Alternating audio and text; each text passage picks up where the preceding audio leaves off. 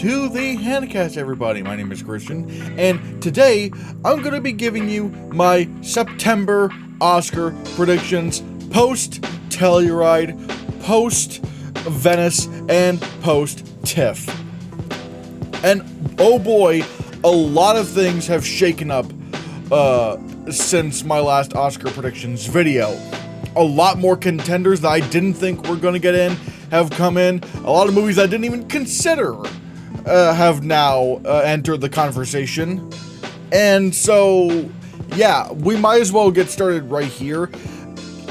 For a while, like after, what was it? I just said what it was. Venice. People were saying, uh-oh, Oppenheimer has a challenger. It's Poor Things. Poor Things could win Best Picture, and then it won the Golden Lion. And after that, I still had it at number 2, but however, something happened recently that made me go, yeah, no, I don't think Poor Things is winning Best Picture, and we'll get into lead actress a little bit more here in a bit, but the thing was that, you know, Poor Things was gonna win adapted screenplay, lead actress, maybe production design and costume design, and then it was gonna win Best Picture. Maybe director, but Christopher Nolan still seemed like he was gonna be the front runner for that. But that was before Lily Gladstone got pushed from supporting actress to lead actress. Something that I said could happen. I think I said there was a very good chance that could happen. And if that were to happen, she would not just be Michelle Williams. She would actually have a better advantage as the lead, or being campaigned in lead. Because people were saying that Emma Stone was a clear runaway frontrunner to be to win Best Actress. I'm like, I don't know if it's clear, because I don't know. Something about the idea of Emma Stone winning for Poor Things, and this is not me judging the quality or anything like that. Like, I'm not saying she shouldn't. I mean, obviously I haven't seen the movie, but it's really more so, like, how do I describe it? It's like, it would be very out of character for the Academy to choose this performance as the winner for lead actress. It's very goofy, very silly. And yeah, they've nominated goofy and silly performances before. Like, they've done that with Brad Pitt in 12 Monkeys. They did that with Robert Downey Jr. in Tropic Thunder. They did that with Maria Bakalova in Borat's subsequent movie film. And they're definitely going to do that with Ryan Gosling in Barbie. But they don't win. They don't win because even when the Academy is brave enough to vote for them in terms of a nomination, the winner is still somewhat more traditional in a sense.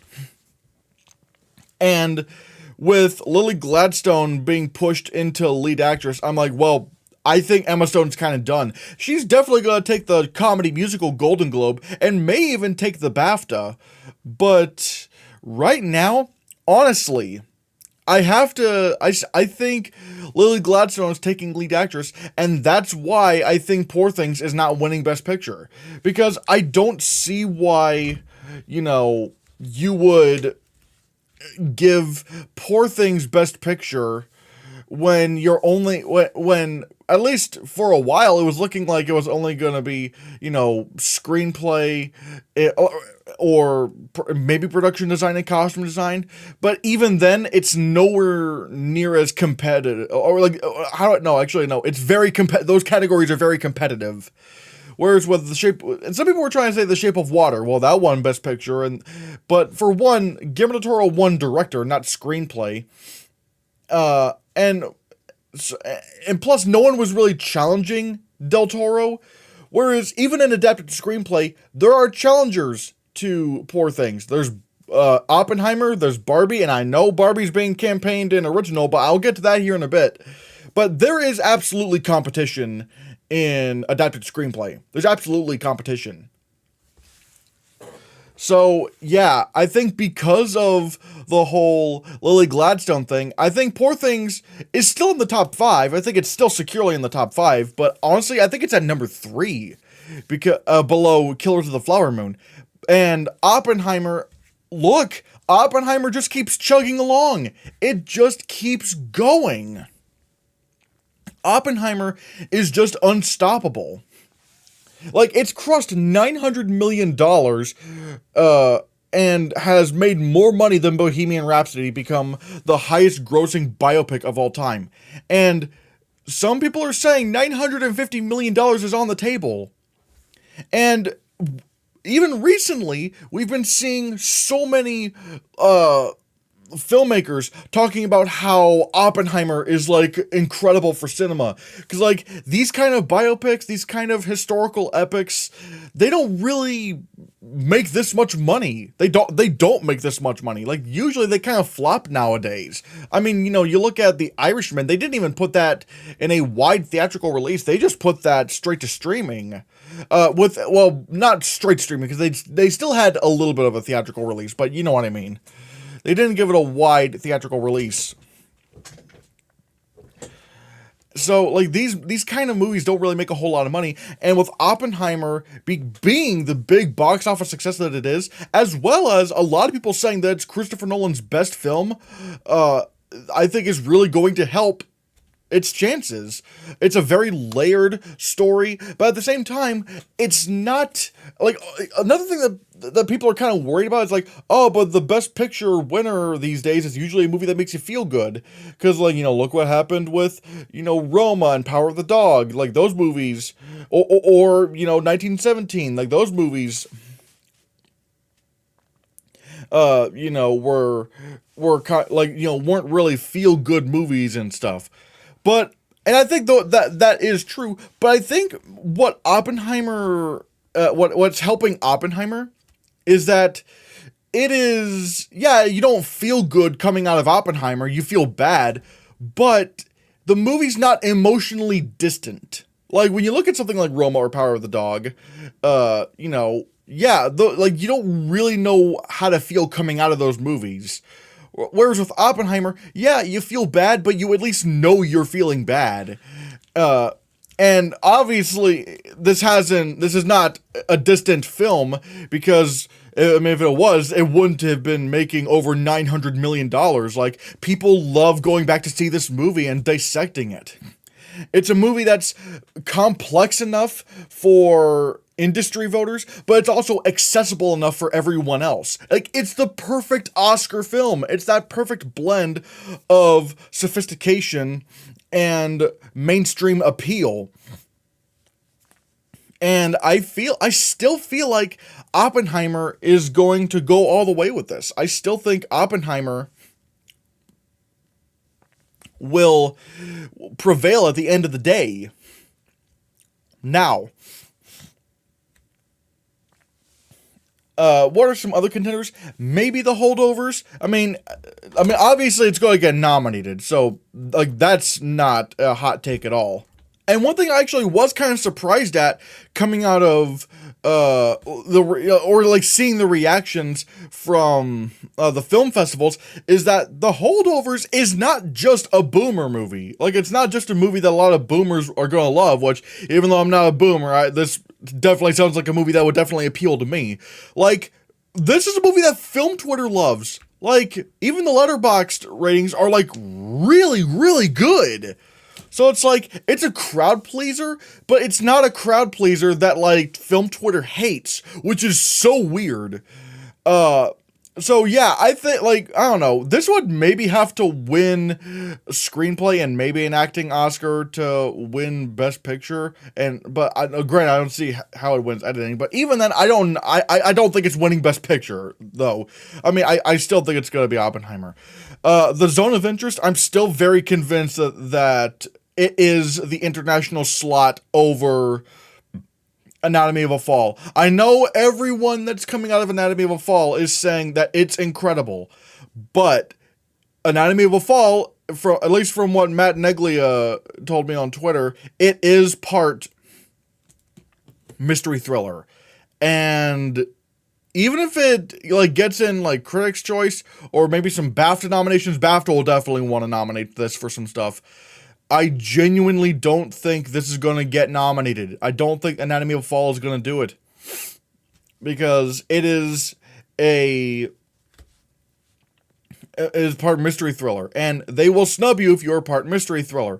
Like, look at The Girl with the Dragon Tattoo. Look at Gone Girl. Look at what was it called? Decision to Leave. Look at Knives Out. All those movies are mystery thrillers, and they all didn't get in. And hell, I even think Anatomy of a Fall isn't safe an international feature as well. I'm just keeping it in the Best Picture 20 because it's at least worth looking at.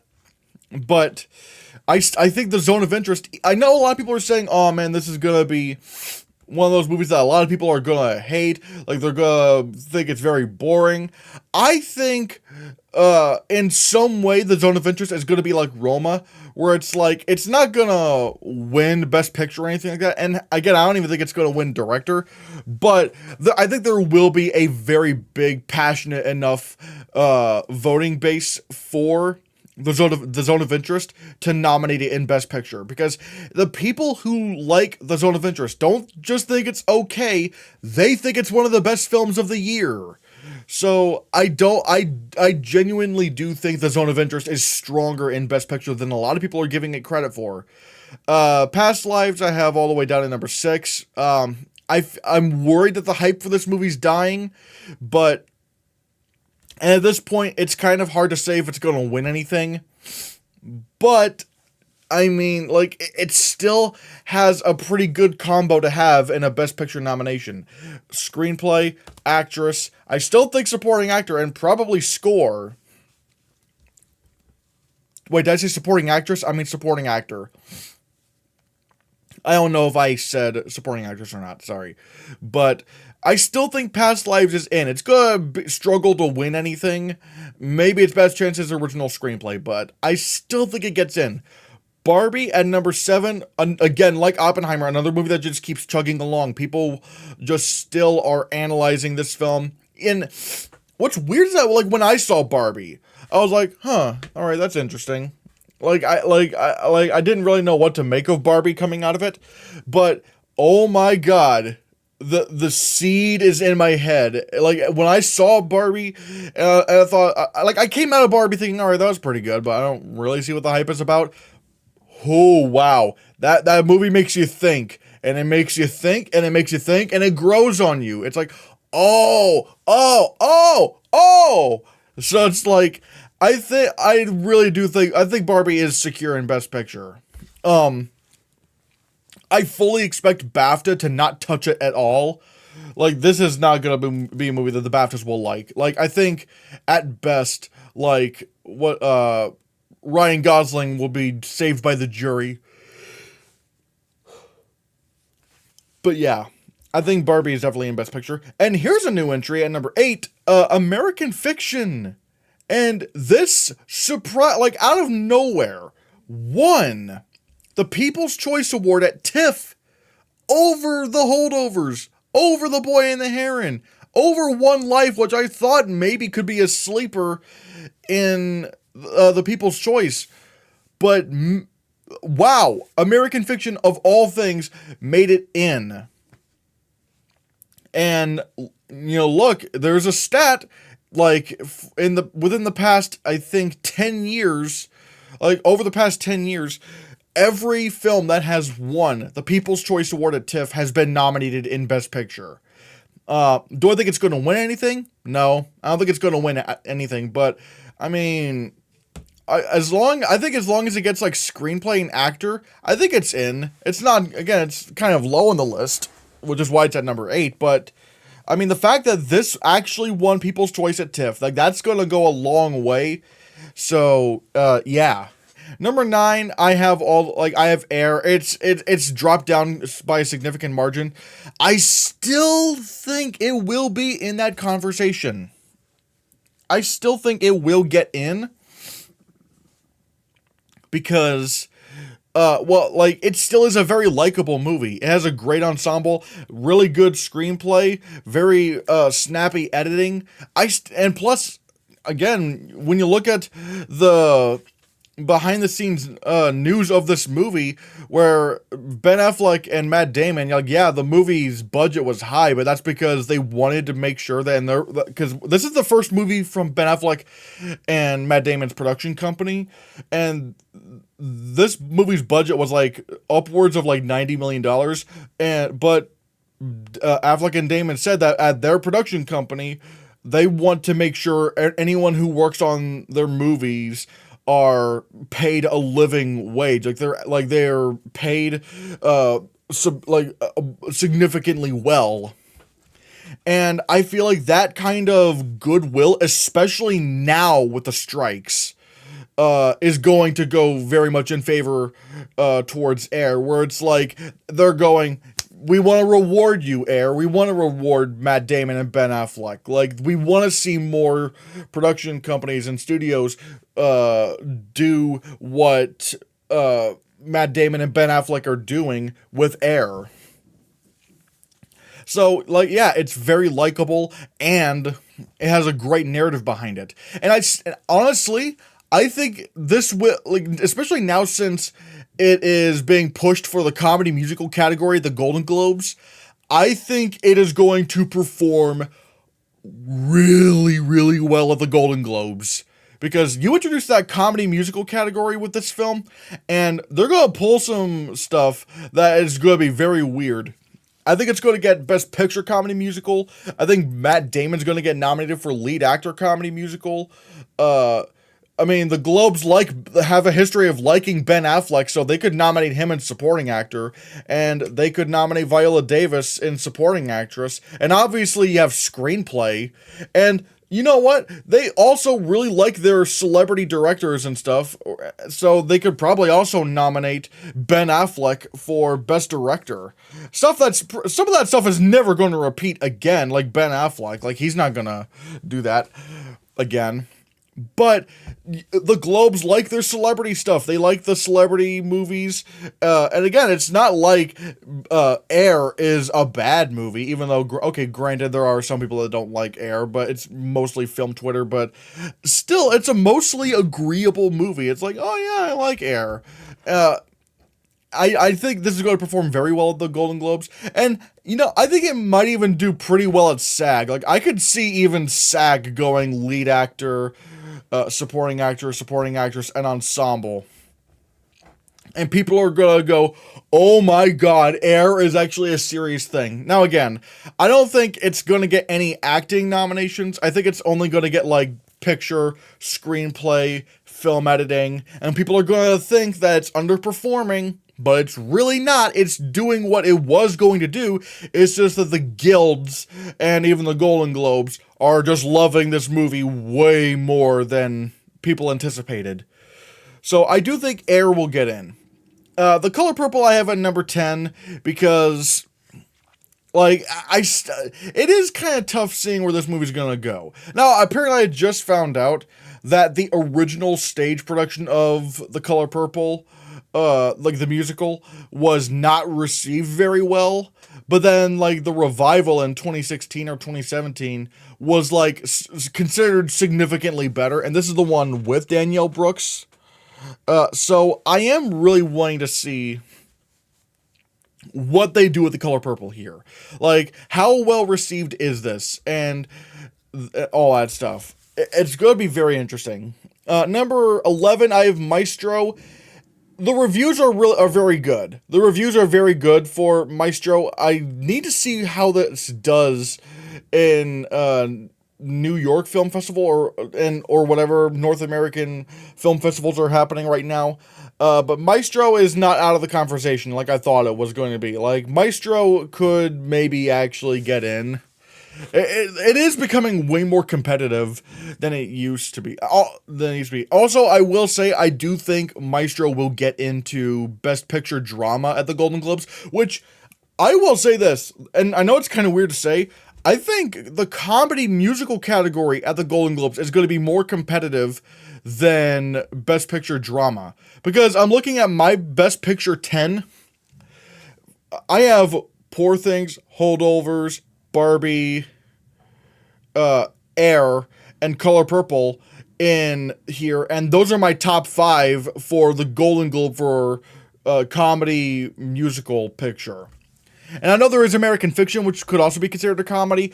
I don't think they're going to do American Fiction at the Golden Globes. I think Jeffrey Wright will get in for comedy musical actor, but I don't know. Like, the Golden Globes like their celebrity movies. So I would see something like Air or Color Purple getting in over American Fiction. But regardless, I think Maestro actually does crack the Golden Globes top 5. So that would definitely mean that it is securely in the conversation, but we'll have to see. Rust and I have at number 12. I also think this could also get nominated for the Golden Globe drama.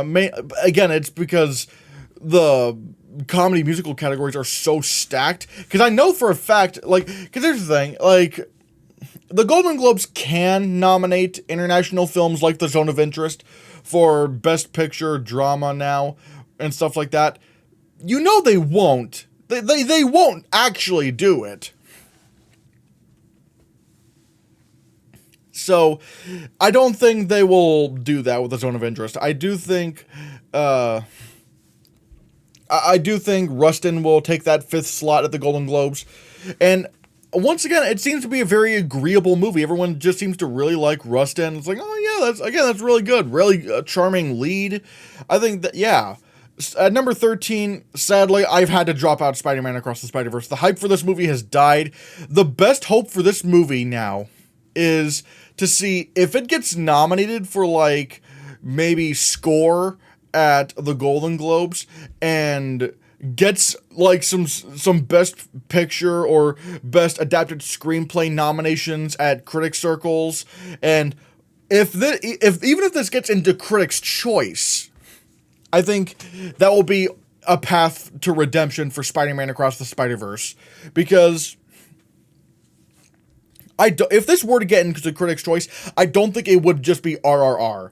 I think Spider-Man Across the Spider-Verse is more universal than RRR, and that's not me, criticizing RRR. You know how much I love RRR, but I could see how that film was very kind of distant for some people, because, I mean, like, one of the first scenes is literally a prison guard, like, beating his way and fighting, like, hundreds of prisoners and winning. So it's a pretty goofy movie. And while, yes, the Spider-Man Across the Spider-Verse is also very goofy, I think because it's animated, it's, like, for a lot of older people, it's like, oh, it's animated, so it's allowed to be a little bit more goofy and silly. So, I do, and plus, with Spider-Man Across the Spider-Verse, I could easily see this getting, like, a screenplay nomination. And you could nominate this for some text. Like, you could nominate this for, like, sound, score. I still think visual effects is on the table, whether or not, Across the Spider-Verse is in Best Picture. So, yeah, like, I need to see this I need to see a rebound for Spider-Verse. Like, it's gotta take some Critics Awards. It's gotta take some Critics' Choice Awards nominations. It's gotta get, like, maybe overperform a little bit over at the Golden Globes. I don't know how, because it's an animated movie, but, like, but let's say this, like, got Best Original Score and Best Original Song at the Golden Globes. I'd be like, oh my god, Spider-Verse is on a path to redemption. We could see that. I hope it happens. Spider-Man Across the Spider-Verse is the second best film of the year. It deserves to be nominated for Best Picture. Number 14, I Have One Life. I literally had this in the top 5 during New York Film Festival, because when looking at the trailer, it looked like something that's gonna be, like, really big and, like, really, like, kind of tear-jerking. And granted, yes, Film Twitter does hate this movie, but one of the reasons why I said it could possibly win People's Choice over at TIFF was that even though Film Twitter hates it, like, TIFF usually gives People's Choice to a lot of films that like tug at your heartstrings, even like or at least like tug at the heartstrings of average people, and while the film Twitter just absolutely hates it and goes, why are we doing this? They did that with Belfast, they did that with Jojo Rabbit, they did that with Green Book, they did that with what was it called? The King's Speech. A lot of those are movies that film Twitter hates, and yet won People's Choice at TIFF. And so I was thinking, if One Life gets People's Choice, then it is definitely in the Best Picture conversation, especially since this would very much appeal to the BAFTAs. And you could have a pretty good haul for this movie. Like I was saying, like if this maybe wins People's Choice, it could actually threaten to win Best Picture, because you would have this thing potentially winning adapted screenplay, lead actor Anthony Hopkins, and then Best Picture. Film Twitter would absolutely hate that, but it wouldn't be out of the realm of possibility. But it didn't even crack the top 3 at TIFF, so I'm not as confident in One Life right now. We'll have to see how everything goes later on. But yeah, I will say Anthony Hopkins could still definitely maybe crack Best Lead Actor Drama at Golden Globes, perhaps, even though Gold Derby doesn't even have One Life as an option anywhere, which is kind of dumb. But yeah, number 15, Anatomy of a Fall. I already said why that's not happening. Number 16, I weirdly enough have the Boy and the Heron, because this was number 3 over at TIFF. Like, it actually cracked the top 3 at TIFF, becoming the first animated film to ever do so. And now I'm actually wondering if if Spider-Man Across the Spider-Verse is going to take animated feature in a clean cakewalk. Like, now we're actually looking at some competition between Spider-Verse and Boy and the Heron. This is going to be kind of crazy. I still think Spider-Man Across the Spider-Verse is going to win. I mean, like I said, I think there is a better chance for this film to get some other nominations other than animated feature.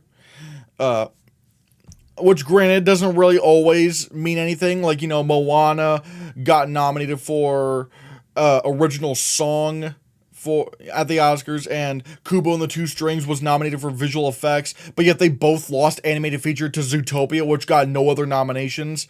So having multiple nominations doesn't always mean anything in animated feature. But right now I still give the edge to Spider-Verse. But Boy and the Heron, the fact that it actually cracked that top 3, I'm going to put it in the top 20. And then there's some others like Priscilla that performed very well. I don't think that's going to win anything or get nominated for Best Picture. We'll have to see. Origin, the people who love Origin really love it, but ultimately it is kind of what I thought it was going to be, which is it's not really it's probably not going to be a strongly put together narrative that people are going to connect with. And so I don't know. I'm starting to think Ava DuVernay was a one-hit wonder with Selma, and maybe also, but I was about to say 13th, but that was a documentary. In terms of narrative feature films, I think maybe Selma might have been like a one-hit wonder. Like, she's not gonna hit that kind of high ever again. And then there's All of Us Strangers and May December over at 19 and 20, but I don't really think they're gonna do anything. Like they have definitely like performed well in terms of like nominations. I mean, not nominations, but in terms of like a response, but they haven't really, like, they seem to be kind of distant from what the Oscars are doing. And I just took Saltburn out of my top 20 because, and I said, I don't know if this is going to be a movie that is going to get nominated for Best Picture. Just because we have Emerald Fennell in there doesn't mean we should just go, oh yes, Best Picture guaranteed. No. And I was right. And because, like, even though Saltburn is like really well reviewed. Actually, wait, let me check, see how well reviewed it is. It's gotten some pretty positive reviews. And again, the people who love it definitely love it, but it's not as loved as Promising Young Woman was. And I said this is probably going to happen. This is probably going to be Emerald Fennell's Us, where it's like, people still like it, but they don't love it as that first movie. So, yeah, looks like I was right about that. I do like that I called that. Man, I'm really bragging. God, what am I doing with my life? Anyways, director, Christopher Nolan is winning. Even if Oppenheimer does not win Best Picture, Christopher Nolan is winning director. I am so excited for this. I have never been more enthusiastic about a potential Oscar win than I am right now, with the idea of Christopher Nolan, my favorite director of all time, finally winning Best Director at the Oscars. Oh my god. Here's the thing. You guys can have Daniels winning Best Director for Everything Everywhere All at Once. I wanted Steven Spielberg to win because I thought The Fabelmans was a better movie. I didn't really like Everything Everywhere All at Once. But whatever. You guys can have Daniels. Let me have Christopher Nolan. Let me please have my Christopher Nolan moment. I need my moment after a few years of disappointing director wins. Mainly 3 years. I mean, Bong Joon-ho was actually a very good win. And also, basically the 2020s so far, none of the director winners were directors that I would have nominated. I would not have nominated any of the director winners. I mean, hell, I wouldn't have nominated anyone for the 2020 director lineup. You had Chloe Zhao, Lee Isaac Chung, David Fincher, Emerald Fennell, and Thomas Vinterberg.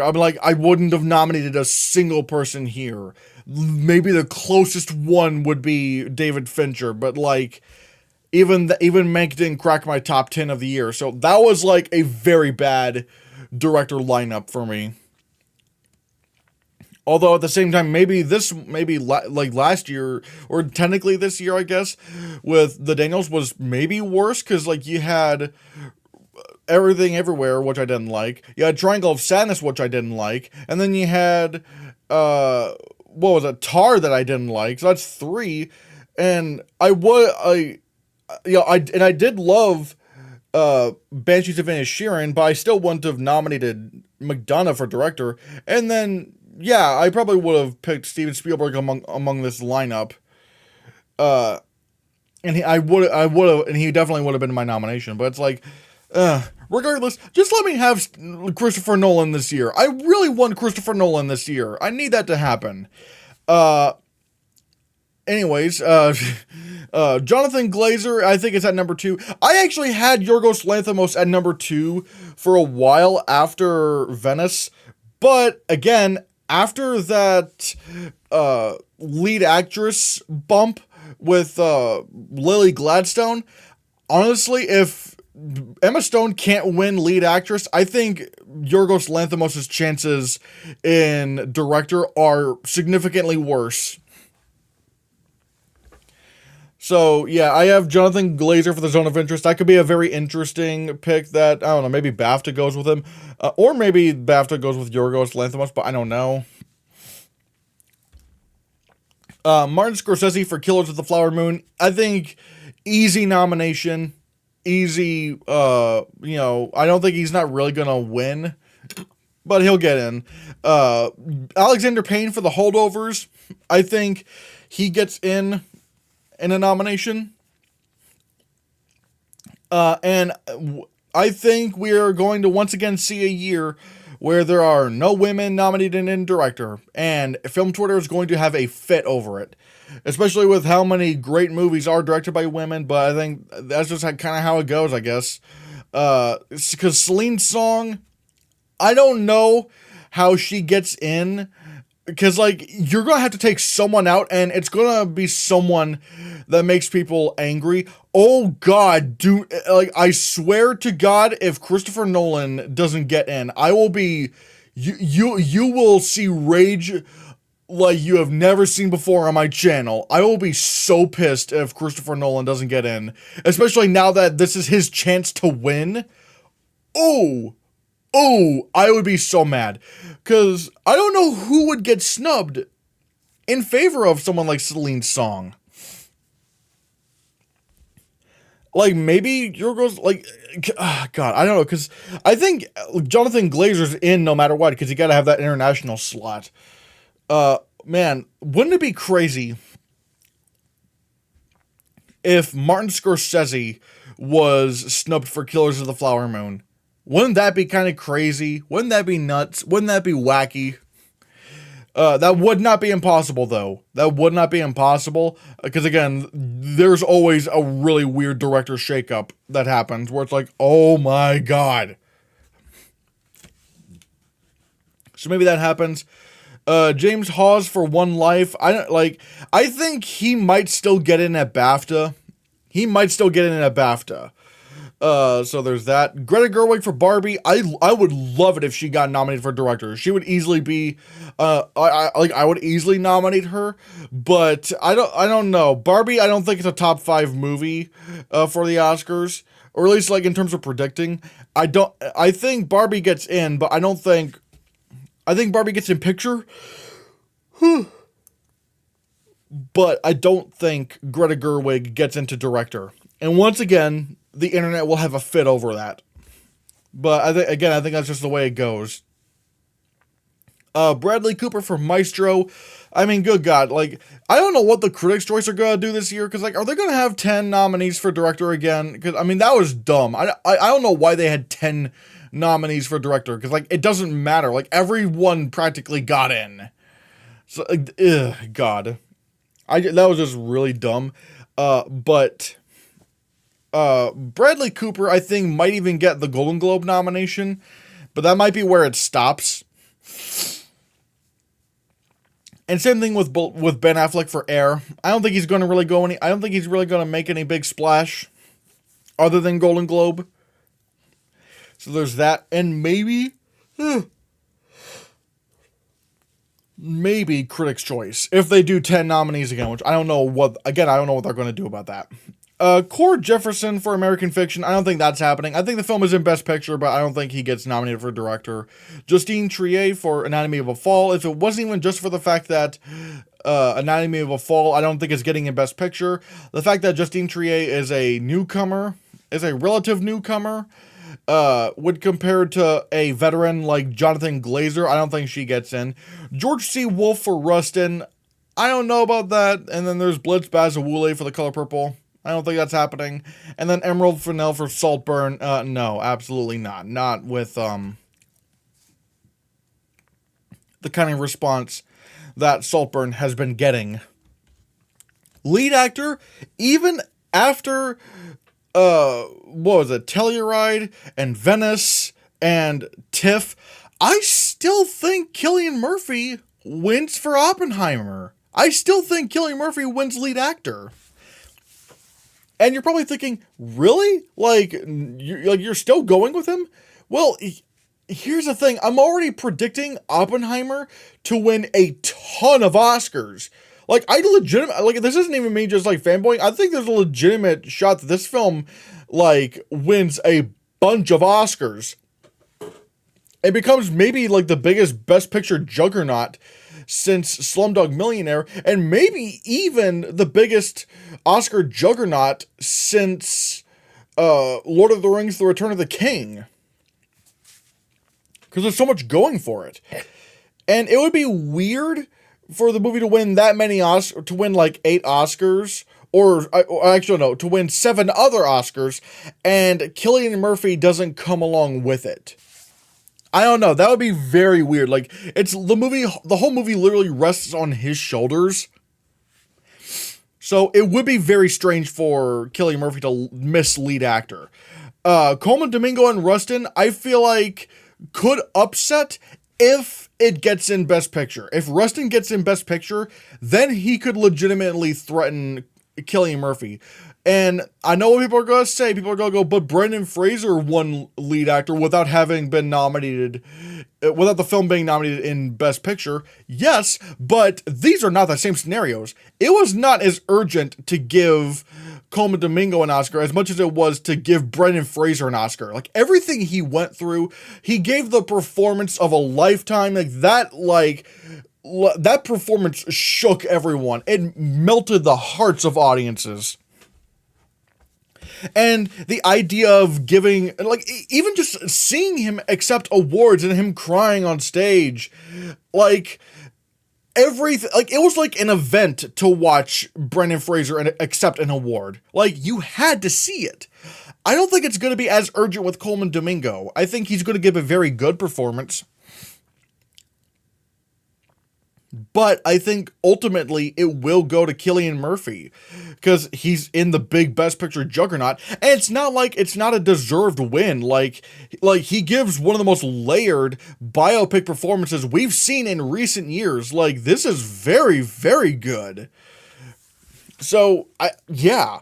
And number 3, I have Leonardo DiCaprio for Killers of the Flower Moon. I think he definitely gets nominated, but he's not going to win for something like this. Paul Giamatti for The Holdovers. I saw some people trying to predict him for the win for a while, and I'm like, no, he's not going to win for this. He'll definitely get nominated, but, like, this is not a performance that wins lead actor. Like, you got to think inside the box. Like, for these kind of categories, you can't really think outside the box. You got to be in the box. And Paul Giamatti for The Holdovers, this is a role that he was never going to win for. He is going to be Colin Farrell in The Banshees of Inisherin. He'll win the Comedy Musical Golden Globe and nothing else. So, yeah, and maybe some critics awards, but this is not the performance that wins an Oscar. Jeffrey Wright for American Fiction. If this movie's in Best Picture, I think he still gets into lead actor. I think he cracks into that top 5. And I think, yeah. I think, because from what I've heard, a lot of this movie does center around Jeffrey Wright. And I could definitely see him getting nominated. Although I will say it is a pretty stacked year, because at number 6, Anthony Hopkins could definitely get in for One Life. He could definitely get in. I mean, BAFTA will especially go for him. Then there's Matt Damon for Air at number, Bradley Cooper for Maestro at number 7. He will definitely get the Golden Globe nomination, but I don't know if he will crack into this top 5. I don't know. Let's see. Matt Damon for Air. I think he's going to get the Golden Globe nomination and maybe SAG, but I don't think he gets in the Oscar. This isn't an Oscar performance. And then some other contenders I'm throwing in there, like TOU for Past Lives, rest in peace. You're not getting nominated. So yeah, that sucks. Barry Keoghan for Saltburn, no. Koji Yakusho for Perfect Days, no. Maybe a BAFTA nomination. The jury will probably save him, but probably not this. Not the Oscar. Adam Driver for Ferrari, no. Paul Mescal for Foe, Joaquin Phoenix for Napoleon, and Kingsley Ben-Adir for Bob Marley, One Love. Bob Marley is so dead right now, both figuratively and literally, but the movie is just like, just gone. It's not like, this is not going to make a splash ever. Lead actress. Oh boy, this is where it's shaken up, and I legitimately do think Lily Gladstone will take this. I'm not going to go too much into this right now, considering I just did that during Best Picture, but I think Lily Gladstone is not going to get Michelle Williams. Like, her narrative is way stronger than Michelle Williams ever was. It seems way more urgent to give Lily Gladstone the award over Michelle Williams. Because, like, Michelle Williams, she was going up against, when she got put into lead, she was going up against Cate Blanchett and Tar and Michelle Yeoh for Everything Ever All at Once. She was never going to beat them. Lily Gladstone, she can beat Emma Stone. She can definitely beat Emma Stone. And, like, Emma Stone was, like, considered the front runner, but even then, I really don't think she was a secure lock. Like, this was still kind of an open category.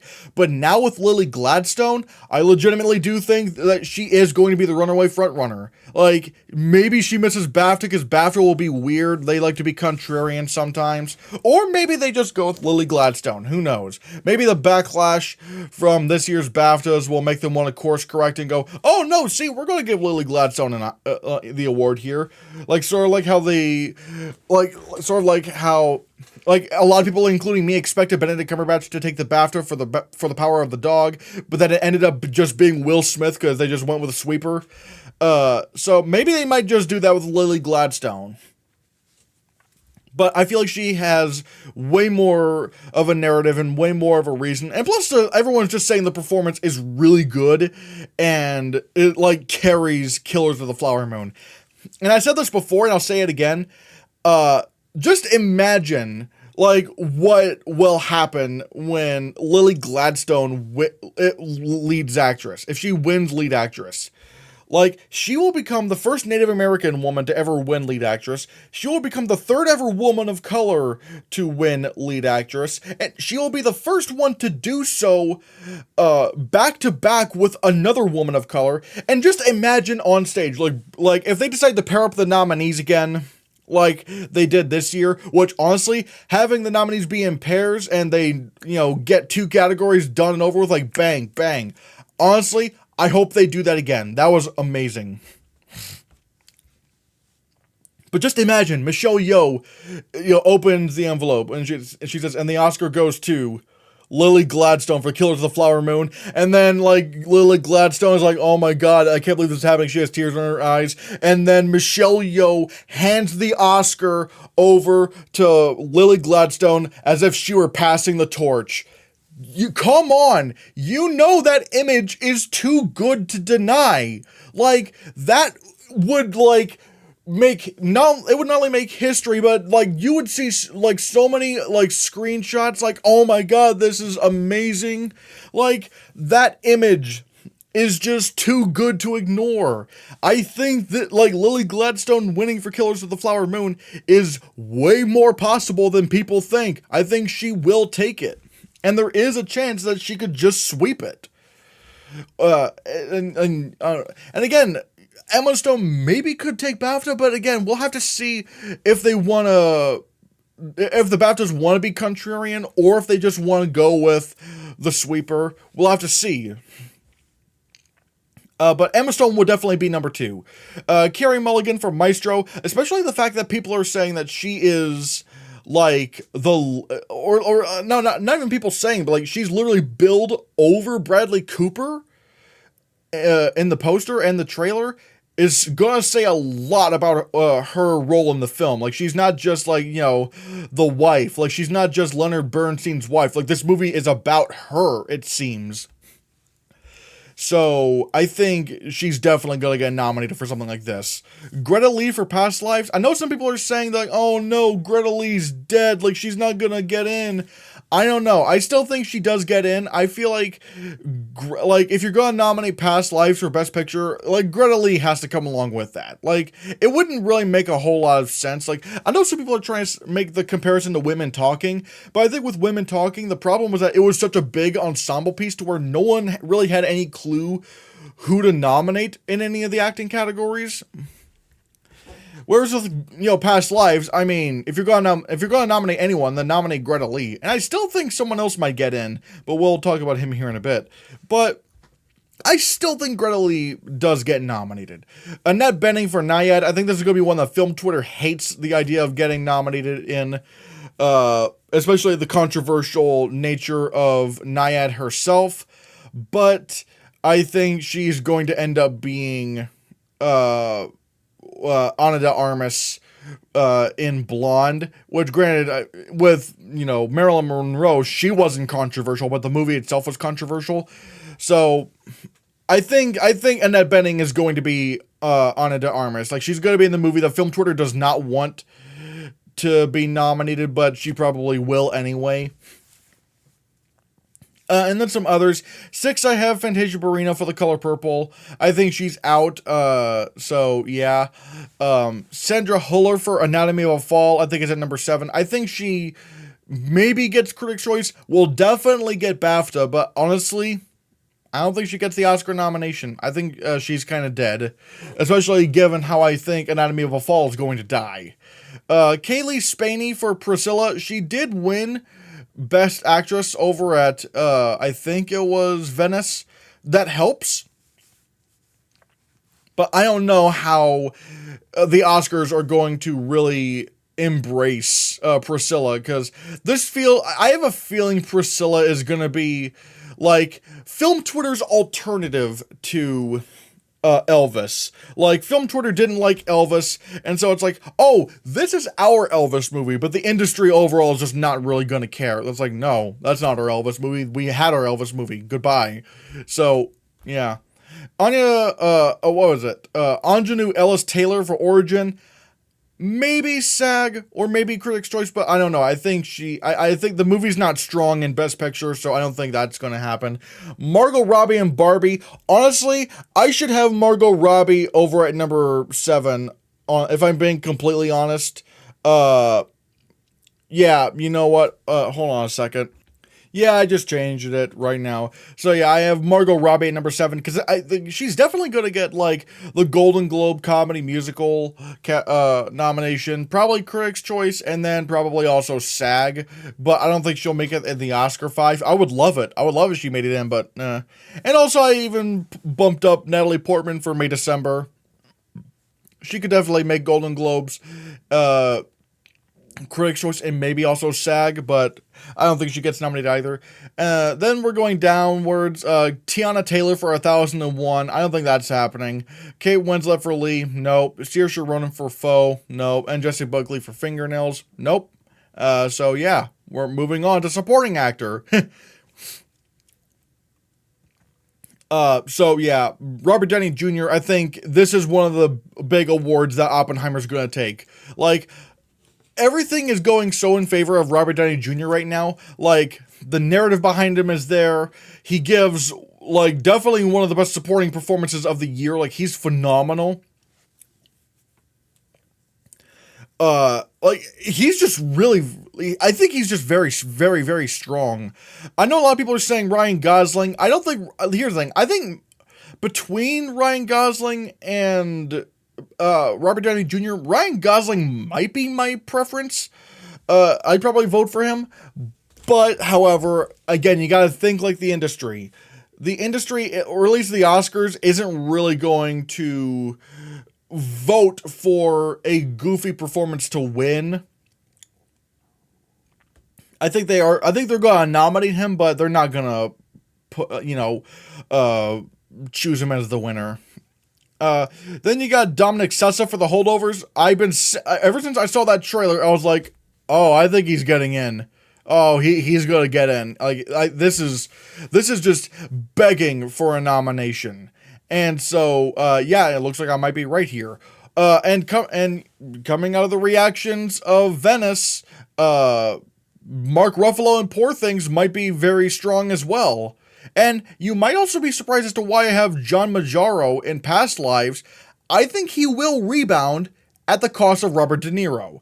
I'm starting to believe that Hollywood, like, or at least like in terms of like award season, Hollywood doesn't really care about Robert De Niro anymore. Like, they didn't even want to nominate him for The Irishman, and that movie was like on his shoulders. And so now in a movie where he's taking a backseat to not only Leonardo DiCaprio, but newcomer Lily Gladstone, who might win the Actress Award, I don't think he gets nominated. I think he might just be like that big snub where everyone goes, oh my god. But yeah, I think because like, I don't hear anybody talking about Robert De Niro when people are talking about Killers of the Flower Moon. People are talking about DiCaprio, and especially they're talking about Lily Gladstone. They're not talking about Robert De Niro. So yeah, number 7. There's a world where Matt Damon could get in for Oppenheimer. There's a weird world where Matt Damon could get in for Oppenheimer. And oh my god, what if he gets SAG? Because if he gets SAG, that means, like, then I just realized something. If Oppenheimer gets nominated for SAG Ensemble, and Air gets nominated for SAG Ensemble, and Matt Damon gets nominated for lead actor for Air and supporting actor for Oppenheimer, he will tie with Chadwick Boseman for like the most awards, the most nominations during a single SAG year. That would be kind of crazy. But like, who knows? Again, he's not going to get the Oscar nomination, so there's that. And then there's some others like Johnny Flynn in One Life, Jacob Elordi for Priscilla, Ben Affleck for Air. I think Affleck's going to get nominated for like the Golden Globe and probably SAG, but he's not going to get it anywhere else. Charles Melton for May December, Glenn Howerton for Blackberry, Jesse Plemons for Killers of the Flower Moon, Gary Oldman for Oppenheimer. I want to keep my eyes on Gary Oldman a bit because he's like in one scene, but it's a very memorable scene, and he does have like a moment, but we'll have to see. And then Brendan Fraser, Killers of the Flower Moon. I mean, I'm just kind of putting him in there to be in there because like there's not really any other big contenders, if I'm gonna be honest. Supporting actress. Now that Lily Gladstone is gone, who's gonna win? I think this is really going to be between Danielle Brooks for The Color Purple and Davine Joy Randolph for The Holdovers. Oh my god, or unless they want to do another Oppenheimer award. But here's the thing, I think Emily Blunt, especially now that, you know, Lily Gladstone's gone, like, Emily Blunt is definitely in there. But, I mean, that would be weird if she won supporting actress for Oppenheimer. But yeah, I'm giving the edge right now to Danielle Brooks for The Color Purple, but I don't know. I'm not as confident over that now. Because, like, really, this is an open category. Like, who could possibly win here? Or, like, because I also have, at number 4, Jodie Foster for Naiad. And number 5, I have Penelope Cruz for Ferrari, because even the people, like, Ferrari hasn't really been making a big splash, but people are saying that Penelope Cruz is on fire in that film. Like, she brings, like, an explosive energy to that film. And I still think there is a world where maybe Florence Pugh, who I currently have at number 6, but who knows, where I think maybe Florence Pugh could get a nomination for Oppenheimer as well. Like, they double nominate Oppenheimer and supporting actress. Because, like, I know that's one where some people are like, what, Florence Pugh? But it's like, I don't know, like, she does, like, again, she's not in the movie a lot, but she does steal the scenes she's in. Like, she would be, like, I would not be that surprised if she actually managed to get in. Which that would just like rack up the amount of nominations that Oppenheimer's getting to it would be a crazy amount of nominations. Other possible contenders: Helena Bonham Carter for One Life, maybe. We'll have to see what BAFTA does, and overall just how well One Life does overall. Number 8, Viola Davis for Air. I think Viola Davis, like I said, will probably get in. Hell, I wouldn't even be surprised if she got in everywhere. Globes, Critics' Choice, SAG, BAFTA. Because the BAFTA will, the jury will definitely want to say Viola Davis. I wouldn't be surprised if she got in everywhere and missed the Oscar. Which I know people are going to go, oh, are you saying that because of The Woman King? It's not really because of The Woman King. This is literally a coincidence. But it's like, it's one of those things where it's like, I don't know, like, if the Oscars would nominate this performance, which is kind of very laid back for an Oscar. I don't think they'll do that. But we'll have to see. Number 9, I have Taraji P. Henson for The Color Purple. From what I've heard, this character is not, you know, a standout at all in the musical. It really is about, like, Fantasia Barrino and Danielle Brooks. But we'll have to see. Rosamund Pike for Saltburn. No. Julian, once again, we're kind of just going down the list. Julianne Moore for May December. No. You're probably wondering why I have Rhea Perlman for Barbie over America Ferrera for Barbie at number 12 and number 13. Look, the Oscars have been doing this thing recently where it's kind of weird. Where they've been picking the older actors, where the older actors leapfrog the younger actors in the supporting categories. Like Judi Dench out of nowhere leapfrogged Katrina Balfe, and just like how I predicted, Judd Hirsch leapfrogged over Paul Dano. So, like, I could see a weird world where, where Rhea Perlman, despite having, like, one or two scenes, actually, no, probably two scenes, like she leapfrogs over America Ferrera, and plus she does give like a big monologue at the end. So she like you could maybe put that as an Oscar clip.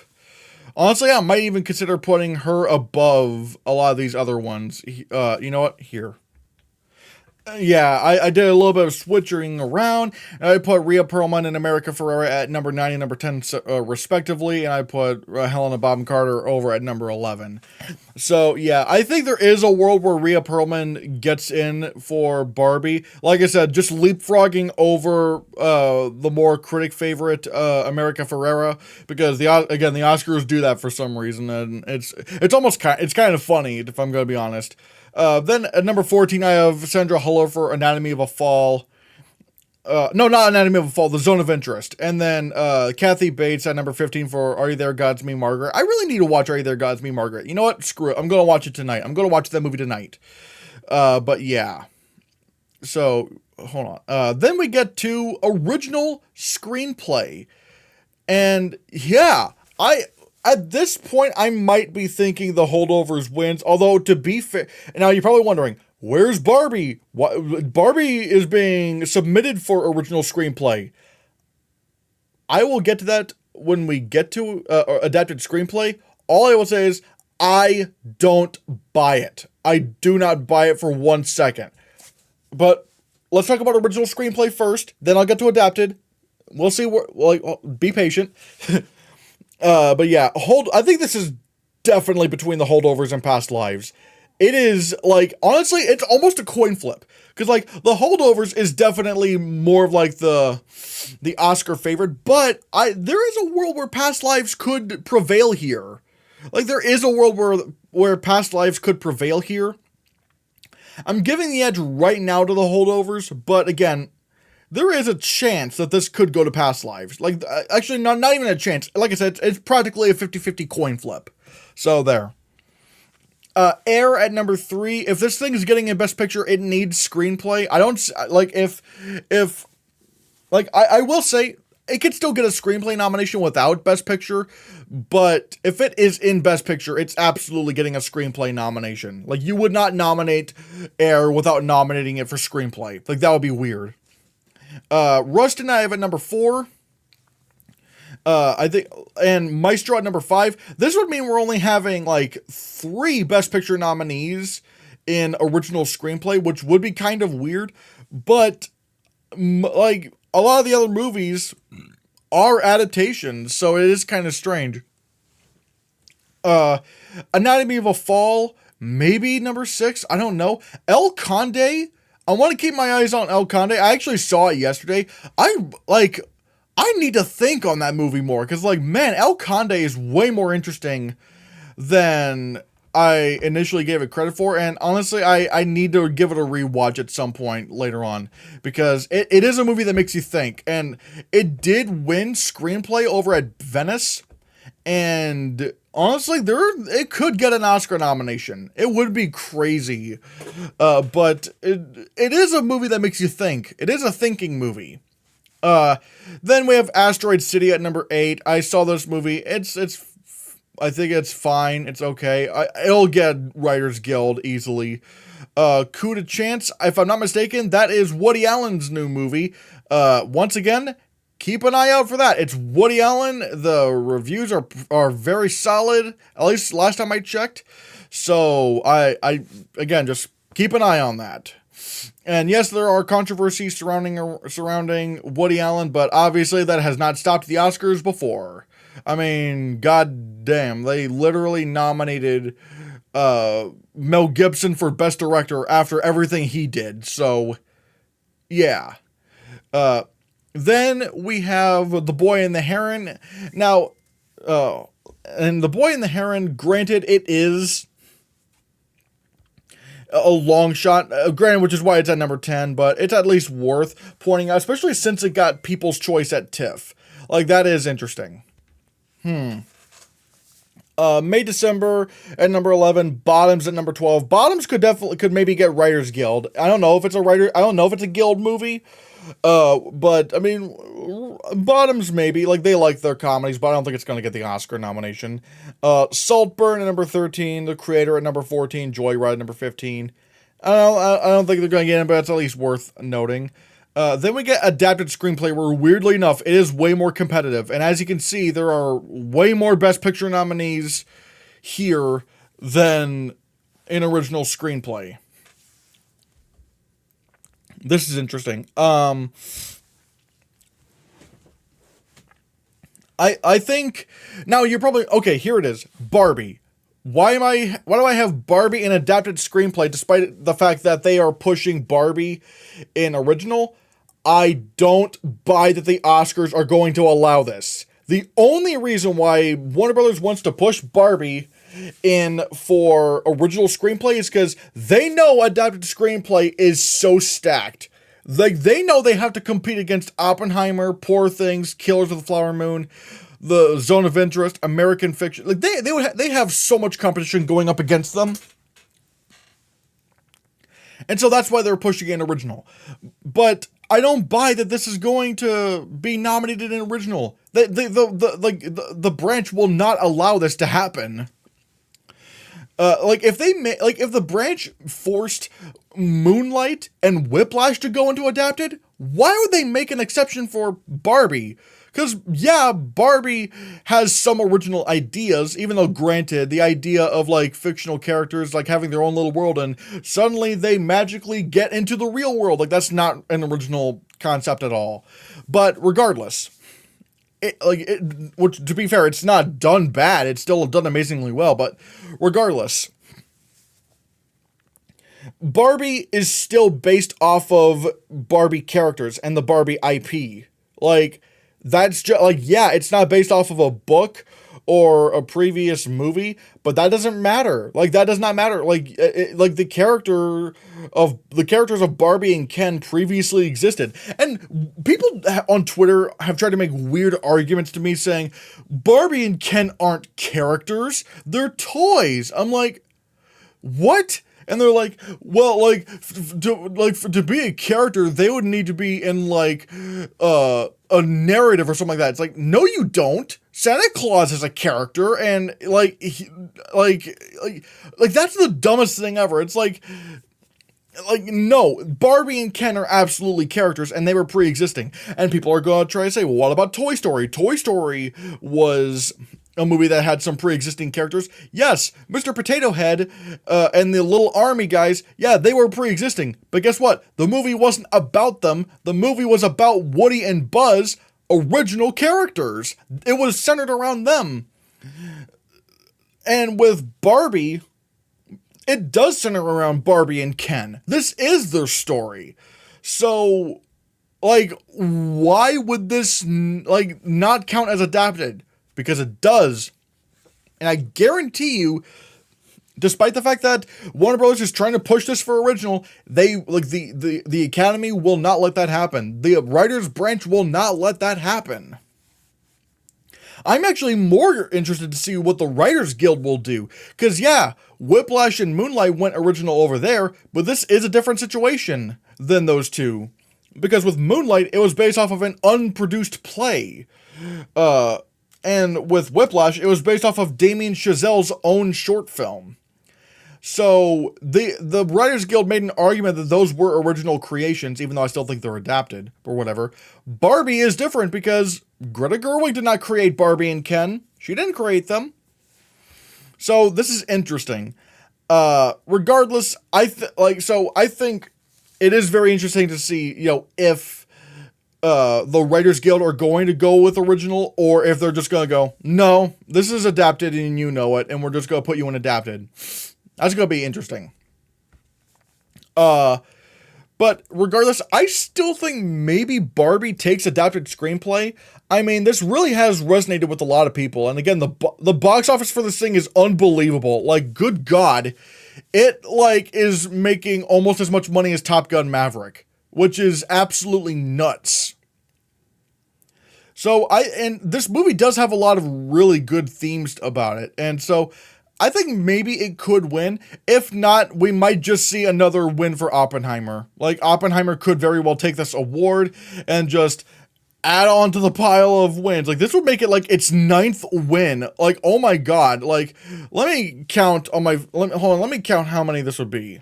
Yeah, I'm already predicting Oppenheimer to win 8 Oscars, and if this were to win 9 with adapted screenplay, I'd be like, oh my god, this thing is huge.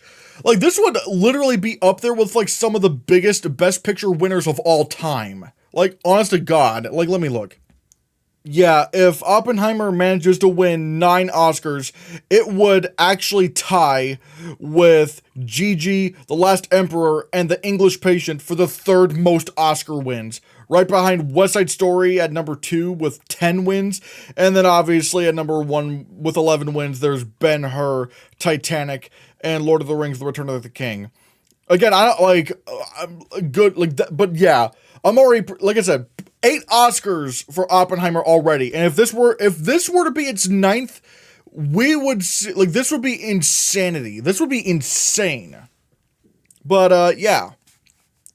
Poor Things at number 3. I was thinking it was gonna win. Like, when Emma Stone was the frontrunner to win lead actress, I was like, oh, I think, Poor Things might actually win adapted screenplay. But again, you shake one thing up and it creates a domino effect. I don't think Poor Things is winning adapted screenplay without Emma Stone. I just don't. Especially when you have 2 contenders that are dealing with very relevant issues today, with Barbie tackling a lot of social issues, and Oppenheimer tackling also social issues, but also just like world, like, ramifications level, kind of, themes or stuff. I forget what word I used before, but yeah. Killers of the Flower Moon, I have at number 4. And American Fiction, I have at number 5. I mean, again, if American Fiction is getting in for Best Picture, it is getting in for Screenplay. Then some others that's worth noting. The Zone of Interest could maybe upset a nomination. It could get in. We'll have to see how that goes. One Life, I have a number 7. Number 8, Spider-Man Across the Spider-Verse. Again, like, Spider-Man Across the Spider-Verse needs to, like, get nominated for a bunch of critics awards, maybe even Critics' Choice nomination. I don't think it's going to get nominated for the Golden Globe for Best Screenplay. If it did, I'd be losing my mind. I'd be like, oh my god, it's actually going to happen. But right now, no. It's sad. I really want Spider-Man Across the Spider-Verse to prevail. Well, we just have to see what the Critics' Awards do and what Critics' Choice does. So, yeah. Dumb Money at number 9. If this is a Writers Guild movie, like, if the writers are part of the Writers Guild, then this would definitely get nominated over at the Writers Guild. So, yeah. Hitman at number 10. Maybe. Netflix has acquired it. We'll have to see how this goes. Number 11. Are You There, God, It's Me, Margaret. Maybe a Writers Guild thing, we'll have to see. Number 12, Next Goal Wins. The reviews for this movie are not that strong. In fact, they're actually pretty bad, and this movie is dead in the water. It is dead in the water. Number 13, All of Us Strangers. Number 14, Blackberry. Number 15, Naiad. Those are just being put in there for the sake of being put in there. Then we get to the text. Here we go. Cinematography. Dune is gone. Oh yeah, I forgot. Like, this is my first video ever since, like, my first predictions video ever since Dune was gone. Yeah. This just makes everything easier for Oppenheimer. Like, I saw some people were saying that Dune could still take cinematography. I don't know. I think if Dune were here, I think Oppenheimer would still beat it. But now that Dune is gone, I think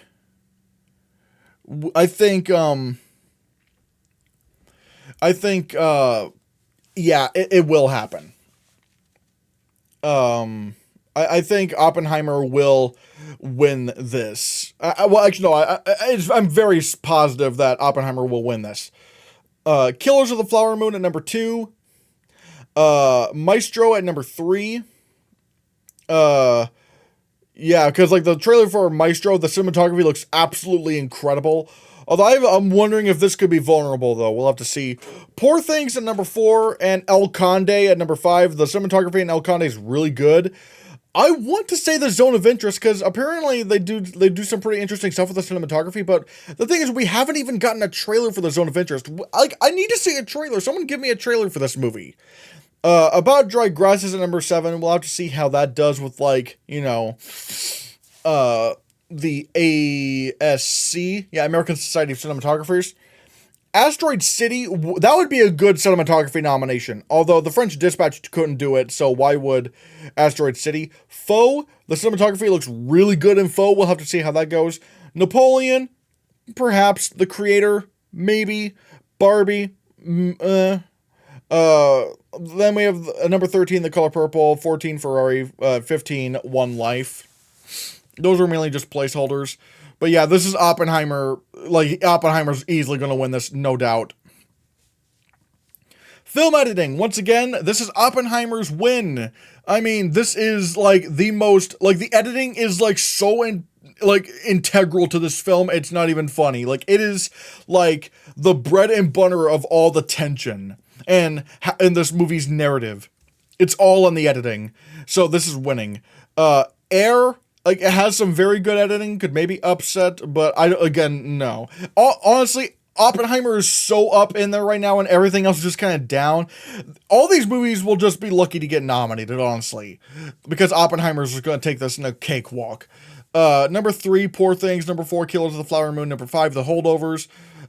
Number 6, if they want to do something different than The Holdovers, then maybe American Fiction. But other than that, it seems kind of locked up. Zone of Interest, probably not. And then I'm just going to go down the list. Ferrari, Maestro, Barbie, One Life, Past Lives, Anatomy of a Fall, Color Purple, and Spider-Man Across the Spider-Verse. I had maybe the slightest amount of hope that Spider-Man Across the Spider-Verse could maybe get an editing nomination. I never predicted it, but I was like, I would love it if it did. It doesn't look like it's going to happen, though. Then we get to production design. And honestly... Poor Things, like, is close. I think Poor Things is absolutely close. But I don't know if it's ultimately gonna beat Barbie.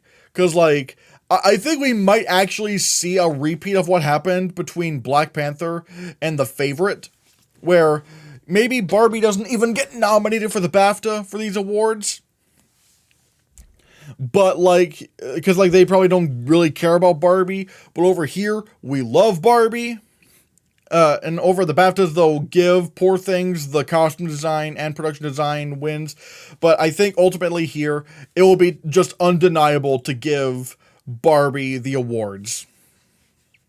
So, yeah. Killers of the Flower Moon, I have a number 3 for production design. Oppenheimer at number 4. Number 5, I have The Color Purple.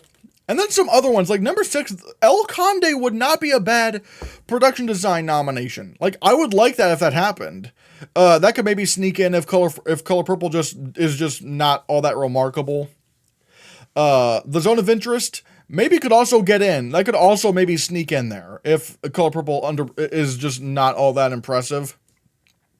And then I'm once again going to go down the list here. Wonka, Asteroid City. Again, Asteroid City would be a great nomination for production design. Number 10, The Creator.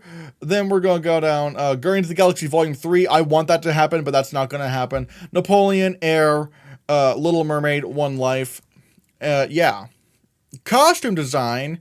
We have Oh, wait, man. Oopsies. Hold on a second. Yeah, I don't know what that was doing there. I had Poor Things at number 1. No. Barbie's taking in costume design. This is going to be the Black Panther of this year. Like I said, it's going to be a battle between Barbie and Poor Things, like how there was a battle between Black Panther and The Favorite. And I think Barbie's just going to take this. So, yeah. Then we have Poor Things at number 2. Wonka, I don't know why more people aren't predicting Wonka. Wonka is that kind of movie that would get into costume design. Also, I'm just going to say it, I'm really excited for Wonka. That trailer, it just puts a smile on my face. Listen down and quiet up. No, wait, scratch that, reverse it. I love that, it was so cool. I love it. Killers of the Flower Moon at number 4. The Color Purple at number 5. If not, maybe The Hunger Games, The Ballad of Songbirds and Snakes. That would be a crazy addition. But from the trailers, it looks really great.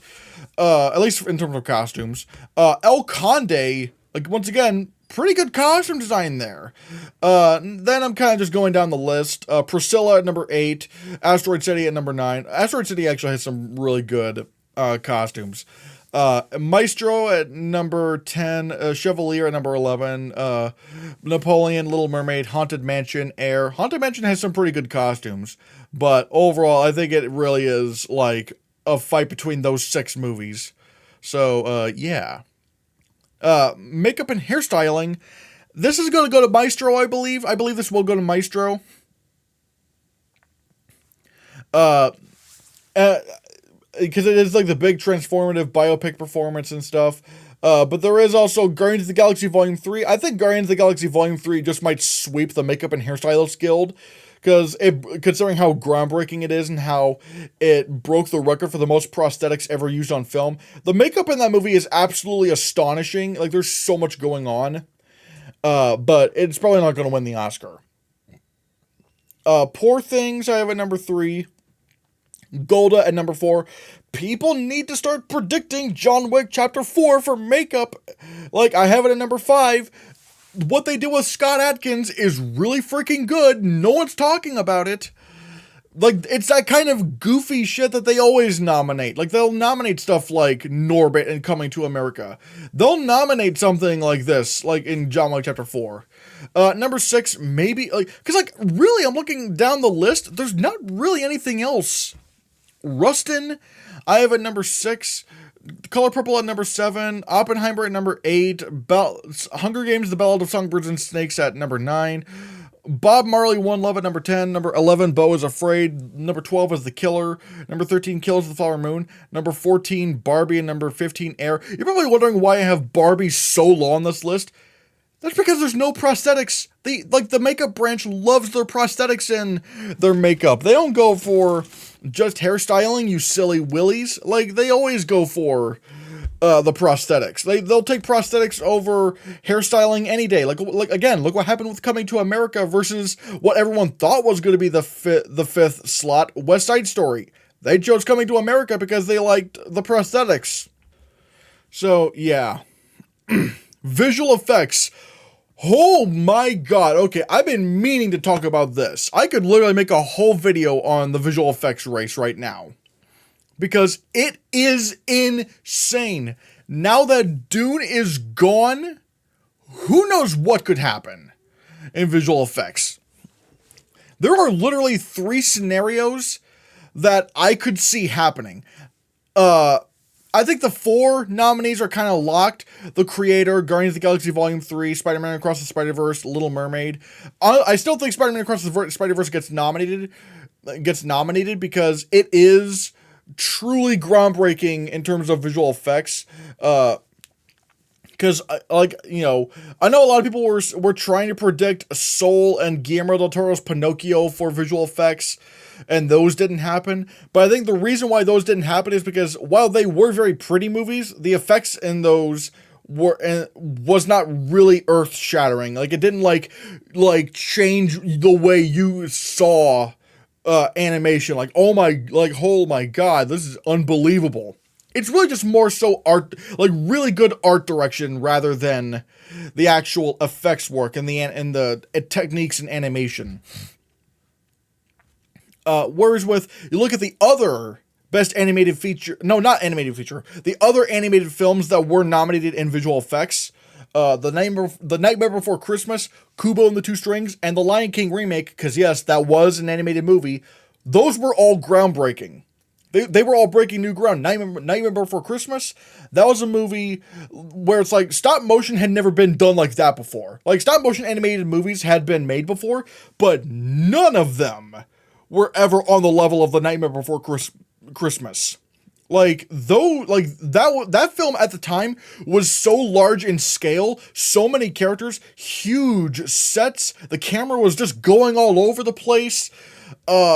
Like, it made sense to nominate that for visual effects. And then you have Kubo and the Two Strings, and it managed to do that again, where it's not just a very pretty movie, it is like a large-scale fantasy action film. Like, big action set pieces, characters bouncing all over the place, giant, like, red skeletons that broke the record for, like, the largest stop-motion puppets ever put to screen. You know, the Moon King and how they did him and all the compositing that went into that. Like, it wasn't just for being a stop motion animated movie, and it wasn't just for being very pretty. It was a large scale, like, action kind of film. Like, it was doing things that, like, were previously just not thought of were being possible in stop motion animation. And the blending of CGI as well, like with the water, all of that was just so done incredibly well to where the visual effects branch just couldn't ignore it. And then with the Lion King remake, well, we know what happened there. It's the first photoreal animated movie. That's why it got in. And if the visual effects branch had chosen the winners, it probably could have won. Maybe The Irishman, but it probably would have been The Lion King, considering The Lion King won the most awards at the Visual Effects Society, including the top prize, because the visual effects branch and the visual effects people don't really care if the movie's bad or if everyone hates the movie. They just judge the visual effects, which I like. So I think, and then you have Spider-Man Across the Spider-Verse. It, like, in many ways, like Kubo and the Two Strings, it is large in scale. It's like it's nearly a 2.5 hour long, like, multiverse epic where they're just barreling through so many universes. Big action scenes, so many characters of different animation styles interacting with one another. Like, this is something that the visual effects branch would nominate. This is very groundbreaking in visual effects. And like I said, it doesn't need Best Picture to be nominated in visual effects, because look at the other 3 animated movies nominated for visual effects. None of them got close to winning visual effects. I mean, winning or to getting nominated for Best Picture. And hell, Kubo and the Two Strings couldn't even win Best Animated Feature. Like, it lost that to Zootopia. So you don't even need to win animated feature to be nominated in visual effects. Now, am I saying Spider-Man Across the Spider-Verse is going to lose animated feature? Not necessarily. I still think it wins. But Spider-Man Across the Spider-Verse could very well actually get in. And then that 5th slot, I'm kind of toying between Dungeons and Dragons: Honor Among Thieves or Indiana Jones and the Dial of Destiny. Honestly, either one of those two could pop up. I'd probably maybe go with Indiana Jones over Dungeons and Dragons, ever so slightly, but we'll have to see. And honestly, at this point, now that Dune's gone, Transformers: Rise of the Beast, I kind of have to put in the short list. Like, if I'm putting a movie in the top 10, I'm predicting it for the short list. So there's that. Yeah, but Transformers: Rise of the Beast, like, I would have normally said it's probably not going to get in the short list, but now in kind of a weak field, it's not as weak as 2020 was, and I'll get to that here in a bit, but Transformers: Rise of the Beast could actually get in. The Marvels, that's Marvel, it could get in. Honestly, I should probably put Ant-Man and the Wasp: Quantumania above Foe, because it's not going to get nominated, and I know Film Twitter is going to hate that, but again, it's a weak year for visual effects, and Marvel typically always gets in the shortlist, so Quantumania would definitely get shortlisted. Foe is interesting. I need to see more clips and trailers from that. Like, I don't know what's happening with that movie. It looks like it definitely has some visual effects, but is it going to be significant enough? Are the visual effects significant enough, or is it just more of like a film Twitter thing that people are going to go, oh, this should get nominated, like how they did with Everything Everywhere All at Once, which I'll get to that here in a bit. Then I'm going to talk a lot about visual effects here. This is going to be a big category that I'm going to be talking about. And then I'm just going to briefly go down the list so I can talk about some of the highlights. Oppenheimer at number 11, Mission Impossible: Dead Reckoning Part 1 at number 12, Wonka at number 13, Gran Turismo at number 14, because Neil Blomkamp's movies do pretty well with the visual effects branch, so we'll have to see. And then Aquaman and the Lost Kingdom at number 15. Out of any of the DC movies, this will probably have the best chance at a visual effects nomination. it won't happen because the branch hates the DC universe, like the actual DC, like yeah, they'll nominate stuff like the Batman, but the Batman wasn't in the DC universe. That was like an Elseworlds thing. But for the most part, the visual effects branch hates DC. They didn't nominate Man of Steel or the Suicide Squad, which could have been worthy nominations, honestly. And even in 2020, the worst visual effects year in terms of competition, they didn't even want to nominate Wonder Woman 84, which is really ridiculous. I didn't even like the movie, but in a weak year like that, you couldn't even go for Wonder Woman 84? Like, that was dumb. But they just hate the DC universe. They hate the DC universe. Now, let me talk about some of the stuff that is here. Before I get into who could win. You're probably wondering, why do I not have Poor Things on here? Stop predicting Poor Things in visual effects. Stop it. It's not going to happen. This is going to go exactly the same way that Everything Everywhere All at Once, what happened to Everything Everywhere All at Once, and what happened to The Green Knight. Whenever you try to predict art house films or indie films for visual effects, it does not happen. It does. Film Twitter always tries to predict it happening, but it's like, no, because the visual effects aren't groundbreaking. It might be the art direction that's really nice, like, sure, but like in terms of like the visual effects techniques, it's not groundbreaking. It's not anything that couldn't be done by a small team of visual effects artists. Hell, Everything Everywhere All at Once was literally done by, like the visual effects in that film were done by like 6 people, and a lot of people were like, wow, only 6 people did the effects in Everything Everywhere All at Once? I'm like, yes, because the movie had 6 people's worth of visual effects to work on, because they weren't, at least in the grand, because like, I'm not gonna act like I know, I'm not gonna act like I could do better visual effects. No, absolutely not. And I'm not even saying the effects and Everything Everywhere All at Once aren't bad, but I'm just saying in the grand scheme of visual effects, it's not a groundbreaking achievement. Not when you compare it to stuff like Avatar: The Way of Water, or stuff like that, or Dune. Even Free Guy was doing some really innovative stuff where it's like putting like putting Ryan Reynolds' face on a bodybuilder, but it was done that seamlessly. Like, and people are going to make the comparison when it comes to indies or art house films, like Ex Machina got in visual effects. Yeah. And it never happened again. And even though with Ex Machina, it was way more groundbreaking than people initially thought, because that was a film where like where the visual effects shots would go on for a long, long time. Like, these were lingering, long shots.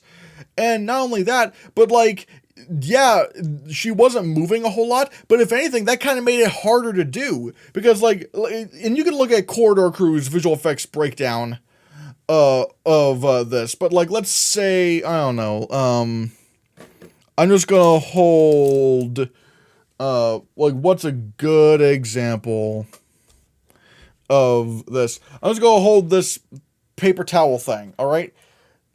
See how my arms are still slightly moving like this? Like, this is like sort of like a scene that she did in Ex Machina where she was holding up a piece of paper, but I don't have a piece of paper on me right now. But it's like, she was doing this exact same thing, and as you can see, my arms are just ever so slightly moving. That is really hard to track, and the Ex Machina was way more groundbreaking than we initially thought. Now, would it have won if the visual effects artists were voting? Hell no, it wouldn't. But in terms of nominations, Ex Machina was doing way more crazy stuff than people were anticipating or even thought of. And that's why it got nominated. But you can't just put that equation to every single indie or art house film that could get into visual effects, because it's just not going to happen that way. Like Everything Everywhere All at Once and The Green Knight were not really groundbreaking. They weren't really that impressive achievements in visual effects. It was really more so about like the editing and the, especially with Everything Everywhere All at Once, it was more about the editing. And with The Green Knight, it was more about cinematography and art direction. And with something like Poor Things, it's most certainly the art direction. Like, the production design in that movie is insane. And that's what it's going to get nominated for, and could potentially win, even though I still think it's going to go to Barbie. But that's what's well, that's what is going to be a contender, not the visual effects, because the visual effects themselves are not very groundbreaking. They're just kind of they're just kind of doing it in service to the production design, which is going to go more in favor for the production design.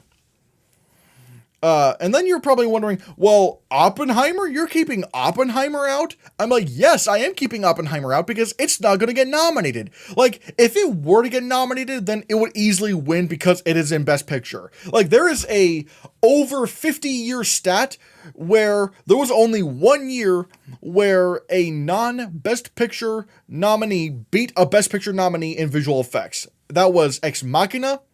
And even then, there were extenuating circumstances when it came to that. Because with Ex Machina was competing against 3 Best Picture nominees and the first Star Wars movie in a decade. All 4 of those had an argument to win visual effects. Because with Star Wars The Force Awakens, it was the big visual effects juggernaut. Like, it won the most awards of the Visual Effects Society. It won the BAFTA for visual effects. Like, it was a big, big, big contender for visual effects. Whereas with, let's say, then you have The Revenant, which, if the visual effects were voting on it, if the visual effects branch were voting on visual effects, I still think it would have been Star Wars The Force Awakens, but The Revenant probably could have been number 2, and not Mad Max.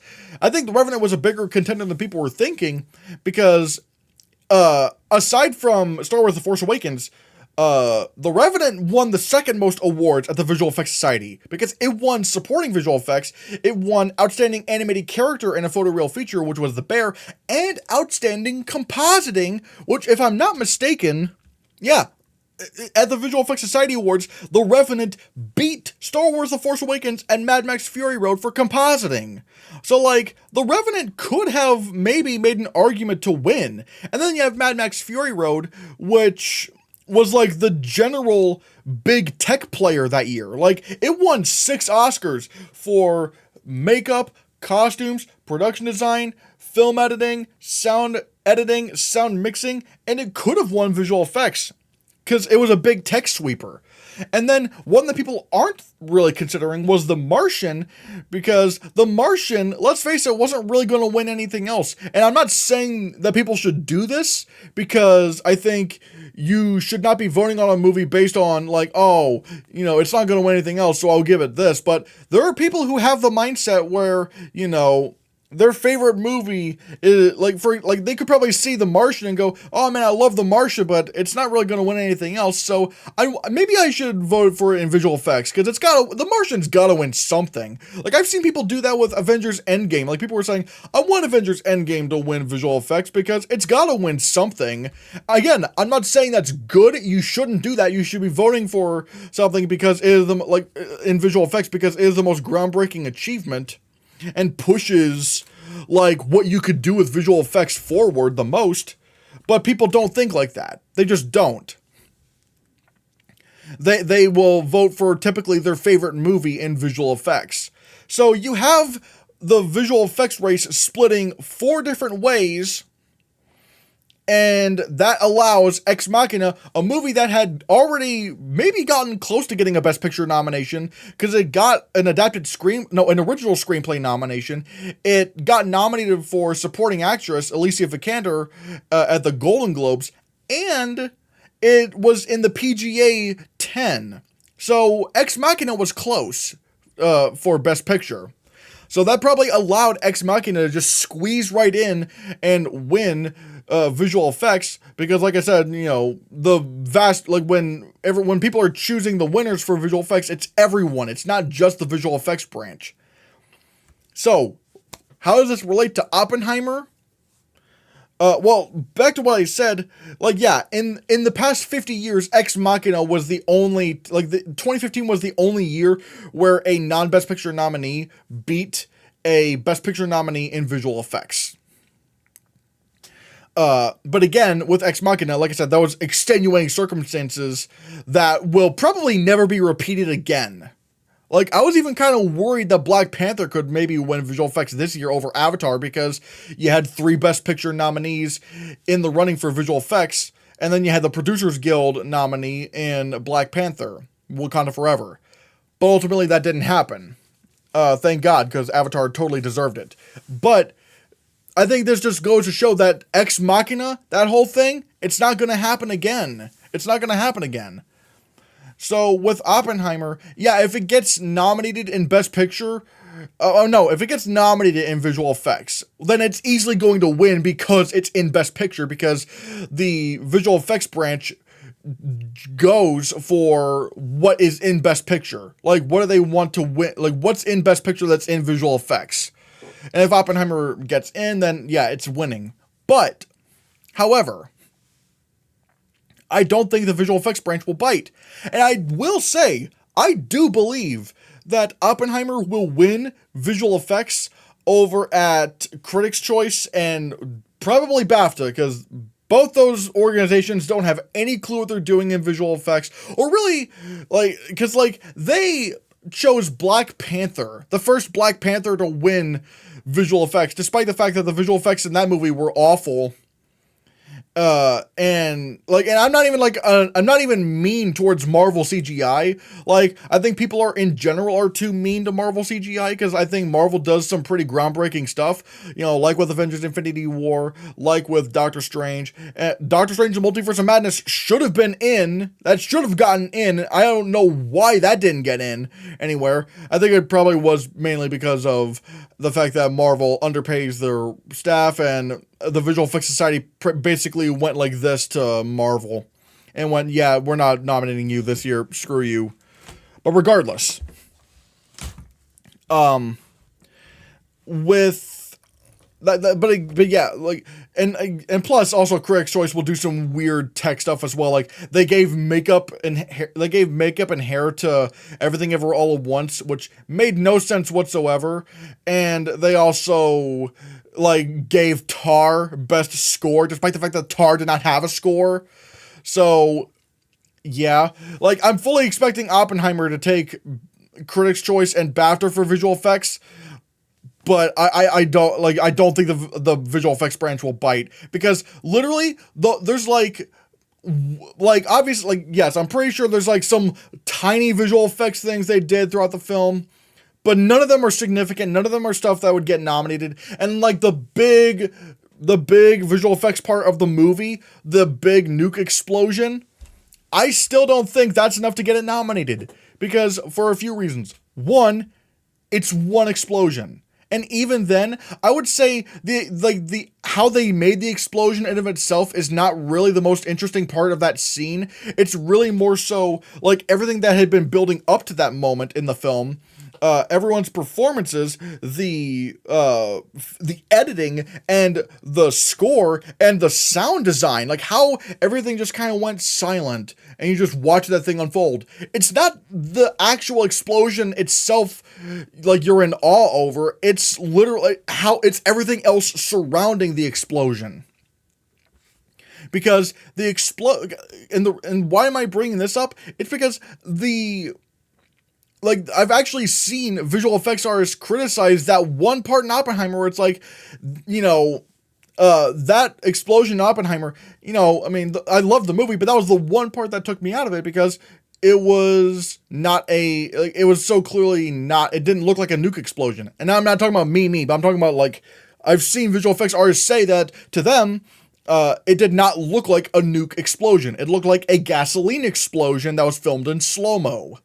And I tend to take visual effects artists pretty seriously when it comes to this, because, they're visual effects artists, so they know this stuff very well. Because here's the thing, in visual effects, you have to know physics. You have to know how things look in order to make them look good. And usually when it comes to the bad CGI and the bad visual effects you see in movies and TV shows, it usually just comes down to money and time, and demands from the studio or demands from the director who don't know anything about visual effects. Like, that's why Cats looked so uncanny, because Tom Hooper kept saying, like, oh, no, I don't want to see, like, the progress of the visual effects. If I'm going to see the visual effects shots, they need to be completed, and if I don't like it, well, then screw you, do it all over again. And that's ultimately what killed the effects in Cats, because Tom Hooper didn't know what he was talking about, and thought you could just press the CGI button and make everything happen, perfectly. So when I see the visual effects artists are saying that the explosion in Oppenheimer does not look like a nuke explosion, I believe them, because they have to know physics. They have to know how cameras work. They have to know how lighting works. Like, they have to get all of that right. Like, for example, like, even stuff like focal length, and what the exact lighting conditions are, because that's one of the things that visual effects artists have to know. They have to know stuff like cinematography, especially. Like, they have to know all of this stuff regarding cinematography, physics, all that stuff, because they have to simulate that many times. And with Oppenheimer, if they say that, the explosion does not look like a nuke, I'm going to believe them, because they know what they're talking about. They know how to simulate this stuff. So, yeah, I don't think Oppenheimer is getting in, because it's basically one explosion, aside from, like, maybe, like, some, like, building paint outs. Like, I'm pretty sure there was, like, some smaller stuff, like, maybe some small compositing stuff, but that you don't get nominated for Oscars for that. And I even looked up how many visual effects shots were in Oppenheimer. There's roughly around 200 visual effects shots. And guess what? Mank and Welcome to Chechnya had significantly more visual effects shots than Oppenheimer did, and yet they came out in a year that had worse competition in terms of visual effects than this year. Like, this year's not looking great, but it's not as bad as 2020 was.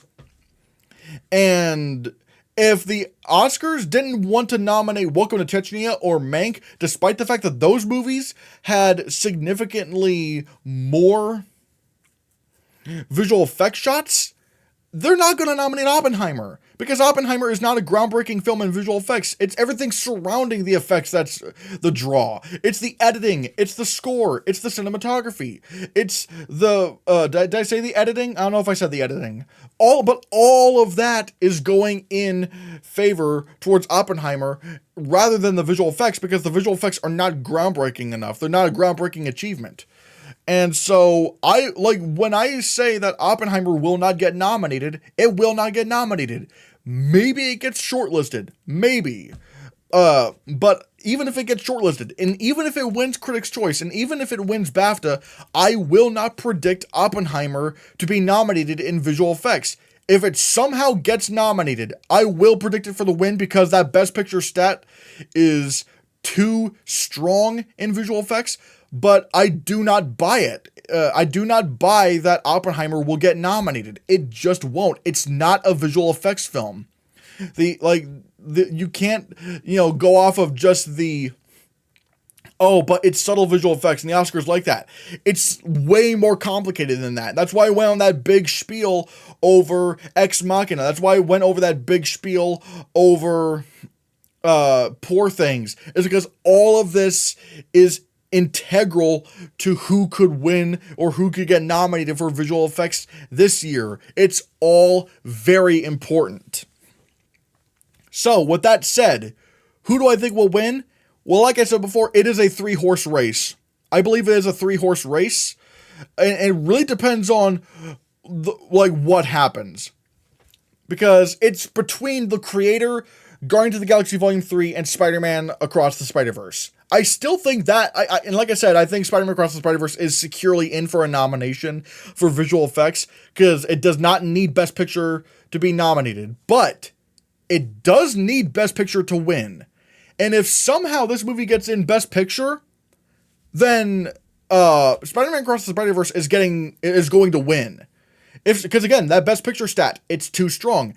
If Spider-Man Across the Spider-Verse is nominated for Best Picture, because none of these other films are going to get nominated, if Spider-Verse manages to be nominated in Best Picture, it will win visual effects.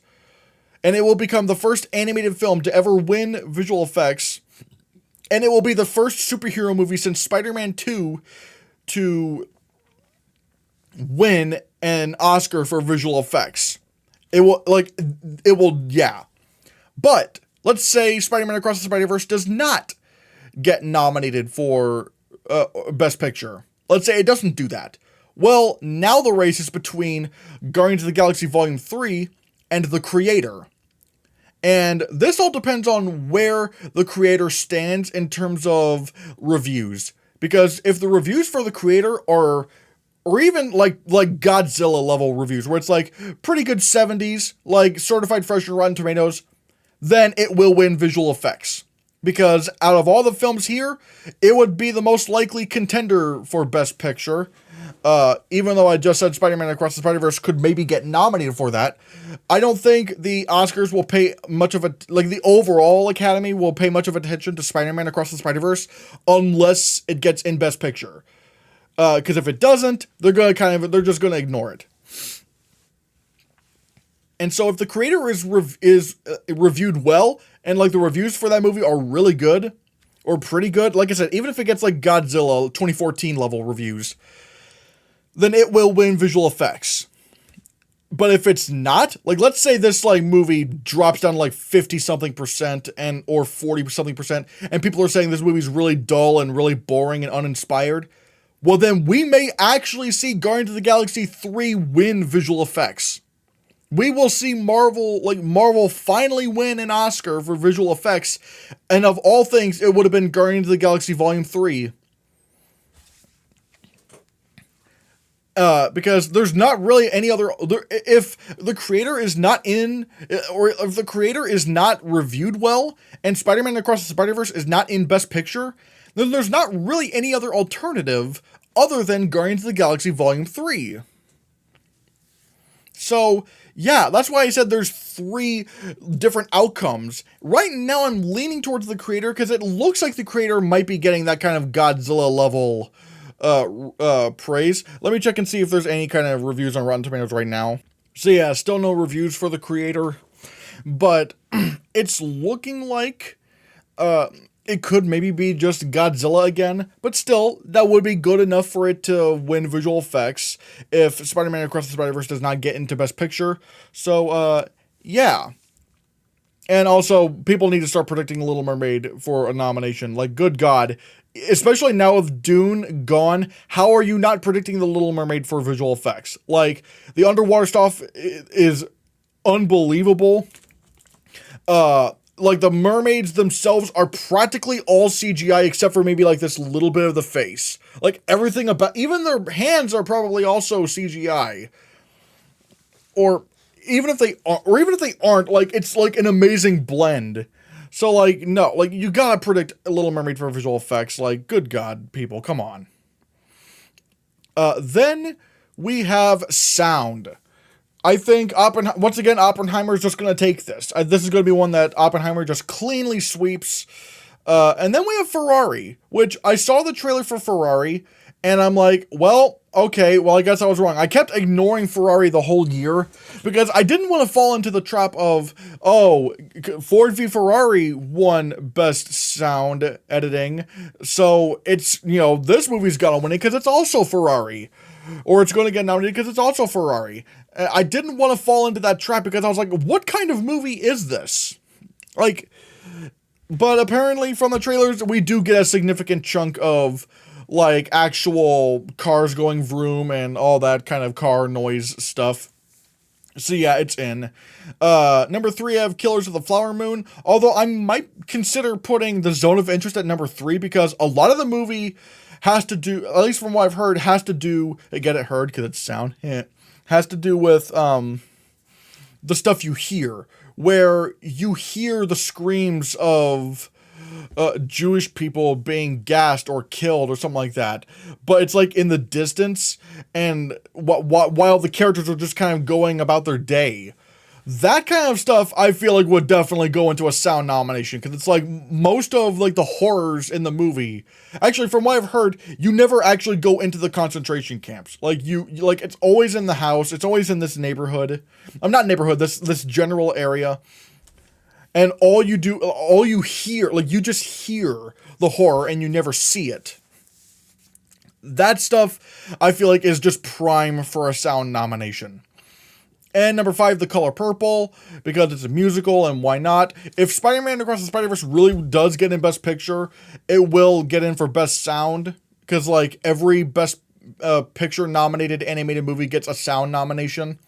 So there is that. And plus, like, the sound in the movie's unbelievable. Like, I heard some people talking about, like, oh, they're, like, I said this before, like, but people are like, oh, the sound, like, was really muted and it was hard to understand. It's like, I saw the movie and I was perfectly fine.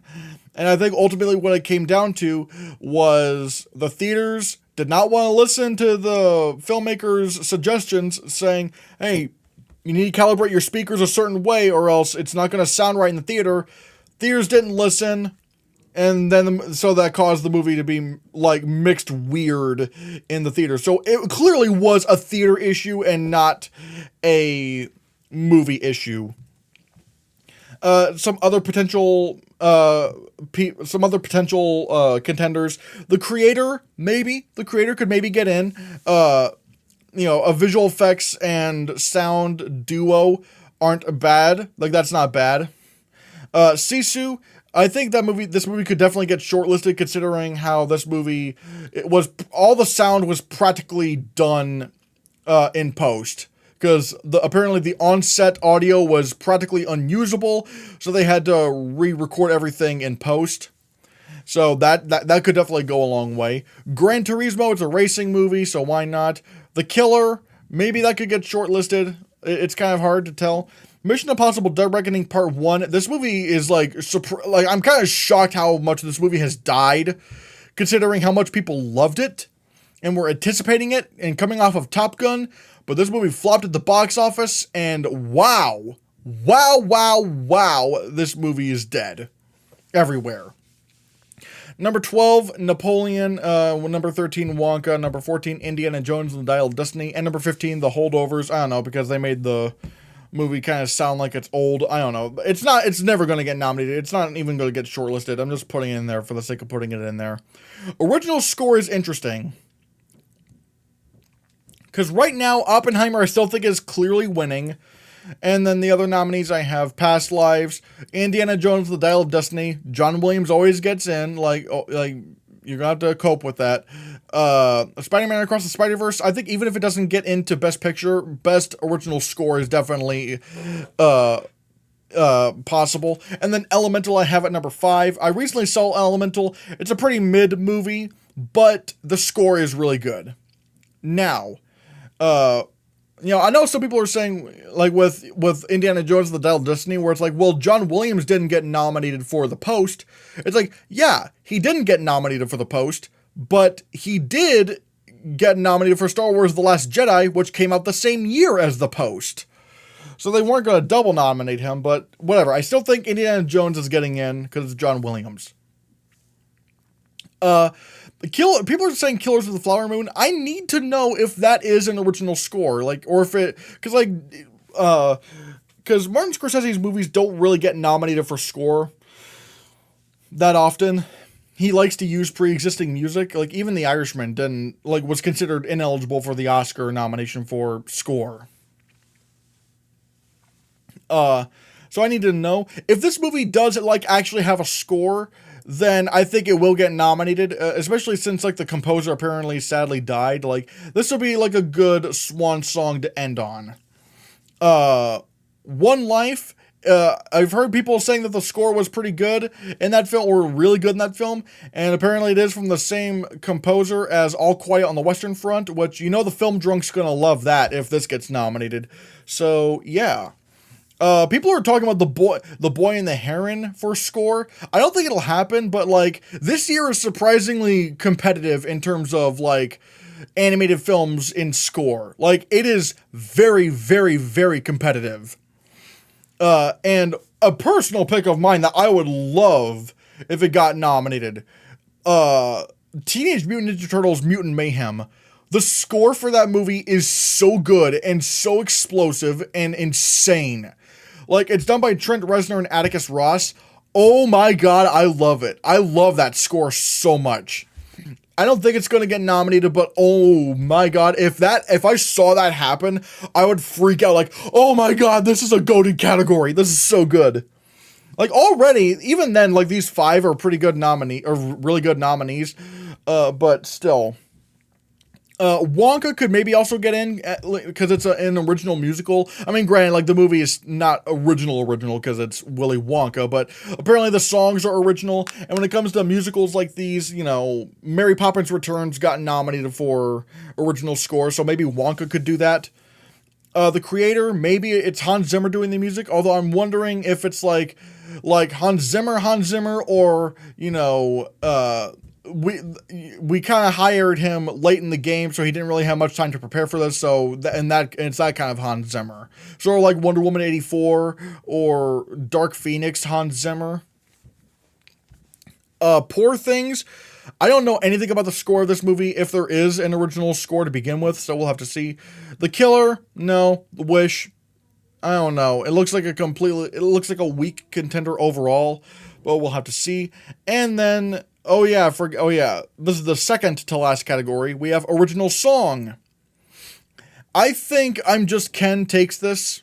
I think I'm Just Ken, I would love if I'm Just Ken won this. And I was really excited to see what they were going to do with I'm Just Ken when watching Barbie, and it did not disappoint. It was funny. It was awesome. It was like, oh my god, I love I'm Just Ken so much. I want this to win. This Wish from Wish, I don't think Wish is getting in for best animated feature, but I think it'll get nominated for song easily. Gonna Be You from 80 for Brady. I mean, it's Diane Warren. I was wondering if the documentary was going to come out this year. Looks like it's not. I don't think it's going to come out this year. So I can't believe I'm saying this, but 80 for Brady is going to get nominated for an Oscar this year. Just prepare for it. They always go for Diane Warren for some reason. What Was I Made For from Barbie? I initially said that I thought the song was boring, but like having watched Barbie, the song made way more sense in that context. And so I'm like, you know what? Yeah, this is actually a pretty good song. And honestly, I think this probably will get nominated. I think I'm Just Ken is still stronger because it's just a more broadly appealing film. Like, I'm Just Ken works if you're watching the movie, and it works when you're not watching the movie. Like, I think that's gonna help it. And then Road to Freedom from Rustin, because you gotta have some biopic kind of film song in there, so you kind of have to do that. So maybe at some other contenders, something from Wonka, maybe. I mean, we don't know what songs are gonna be in Wonka, but I'm really anticipating it because I do love musicals. Am I Dreaming from Spider-Man Across the Spider-Verse? This is the song that is being campaigned for Best Original Song. This is the song being campaigned. So I'm excited for this. So yeah. Dance the Night from Barbie. I would also love this to get in, but however, apparently studios can only submit 2 songs from a movie in best original song, so it's gonna be some movie that everyone loves that's gonna get snubbed. They better not, like, they better submit I'm Just Ken. I'm gonna be so pissed if they don't do that. Let's see. Quiet Eyes from Past Lives, maybe. Calling from Spider-Man Across the Spider-Verse, maybe. Although I think they are just going all in on Am I Dreaming, so there's that.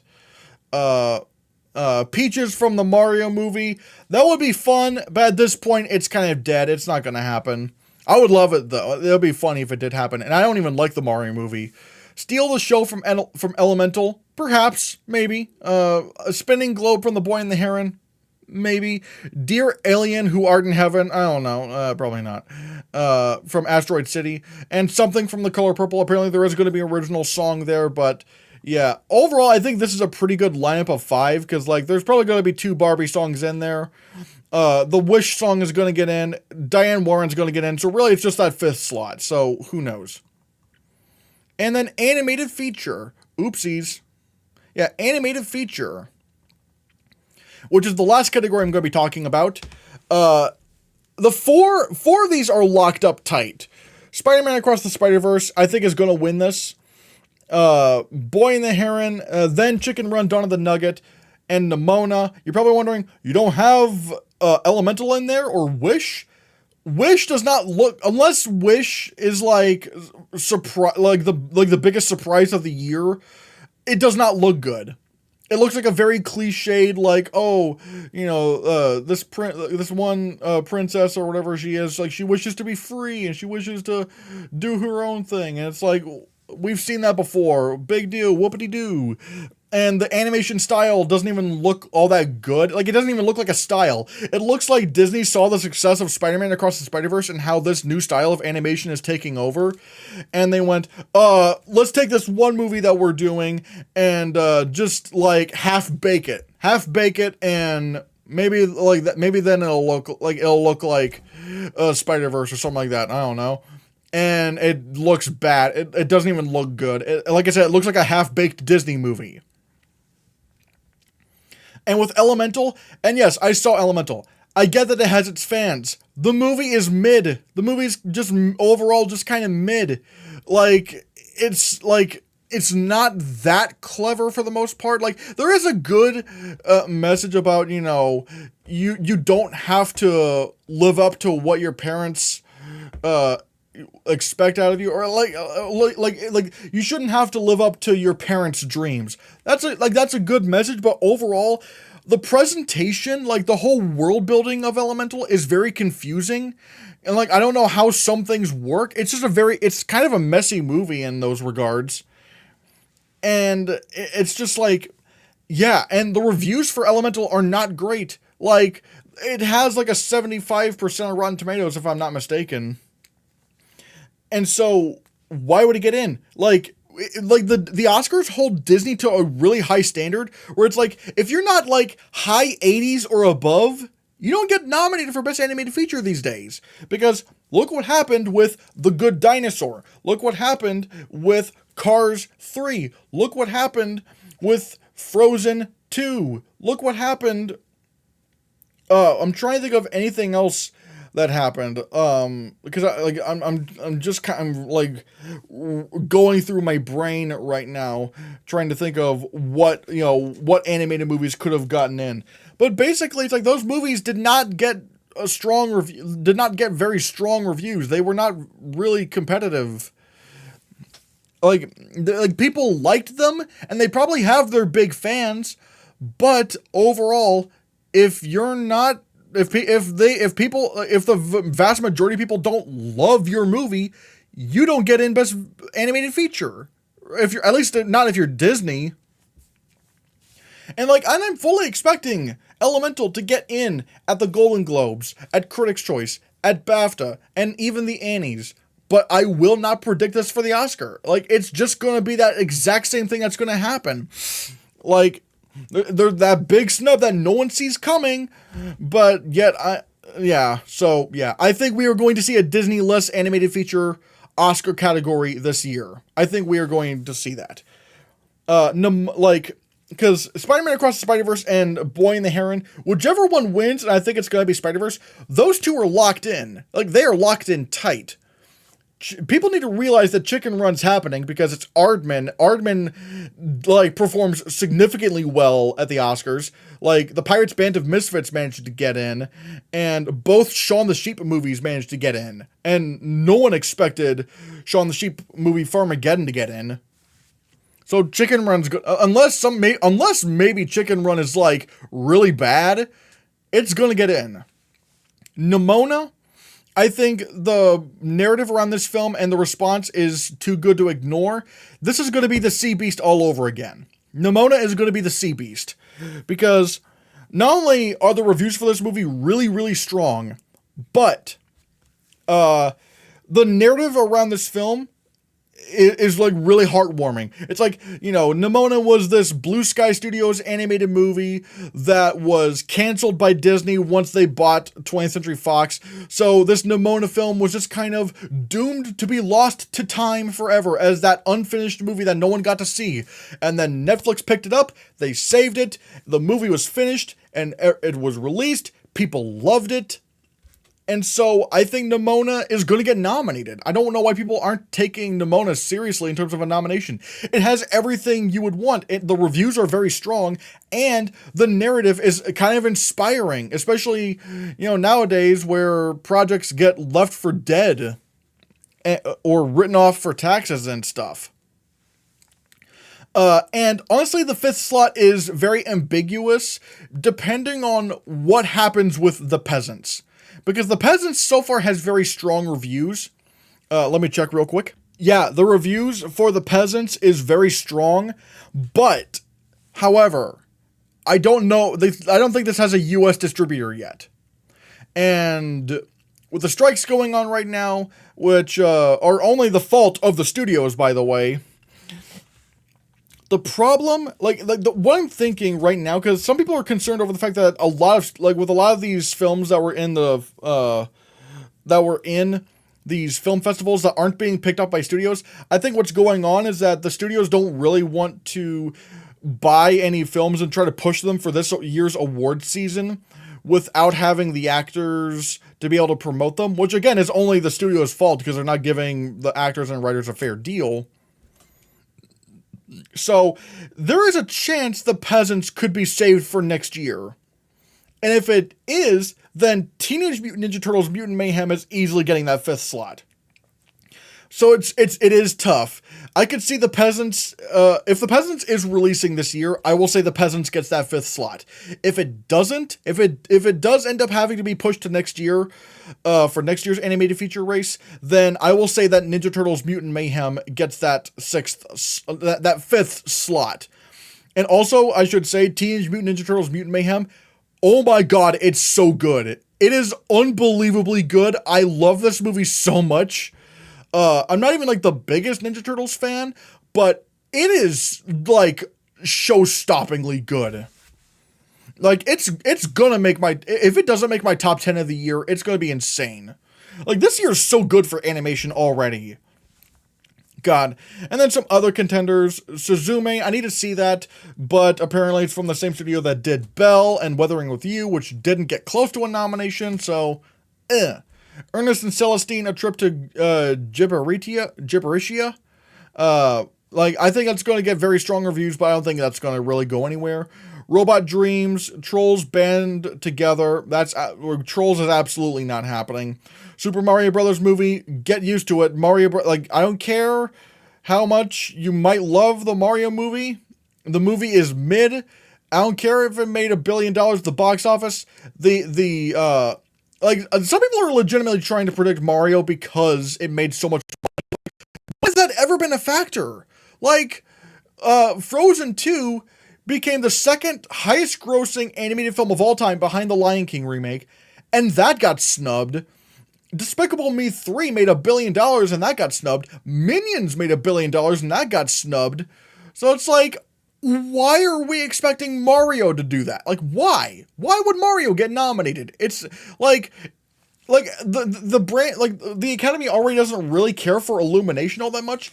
But even then, unlike something Frozen 2, Mario is mid. It's such a mid movie. It doesn't deserve a nomination. So, yeah. Number 14, Migration. Number 15, Ruby Gillman, Teenage Kraken. I wonder if I should have Paw Patrol, the Mighty Movie in here, or something like that. I don't know. But yeah, guys. Those are my Oscar predictions. I think, man, this is a long video. It's over 2 hours long. I sure hope you stayed for the entire thing, because, oh boy, this is a long video. But, yeah, I had to talk about this a lot because of what was going on with the film festivals. And currently, the New York Film Festival is happening right now. Next time, I might try to bring on a guest. It might be a special guest that you might know. Who knows? But, yeah. Yeah, man, I'm trying to think of anything to really say here. But yeah, I would say thank you so much for watching. Maybe consider hitting that like button. Consider supporting me on Ko-Fi or becoming a channel member. You got some cool perks from that. And also, consider hitting that subscribe button, because if you don't, maybe you will, maybe you will.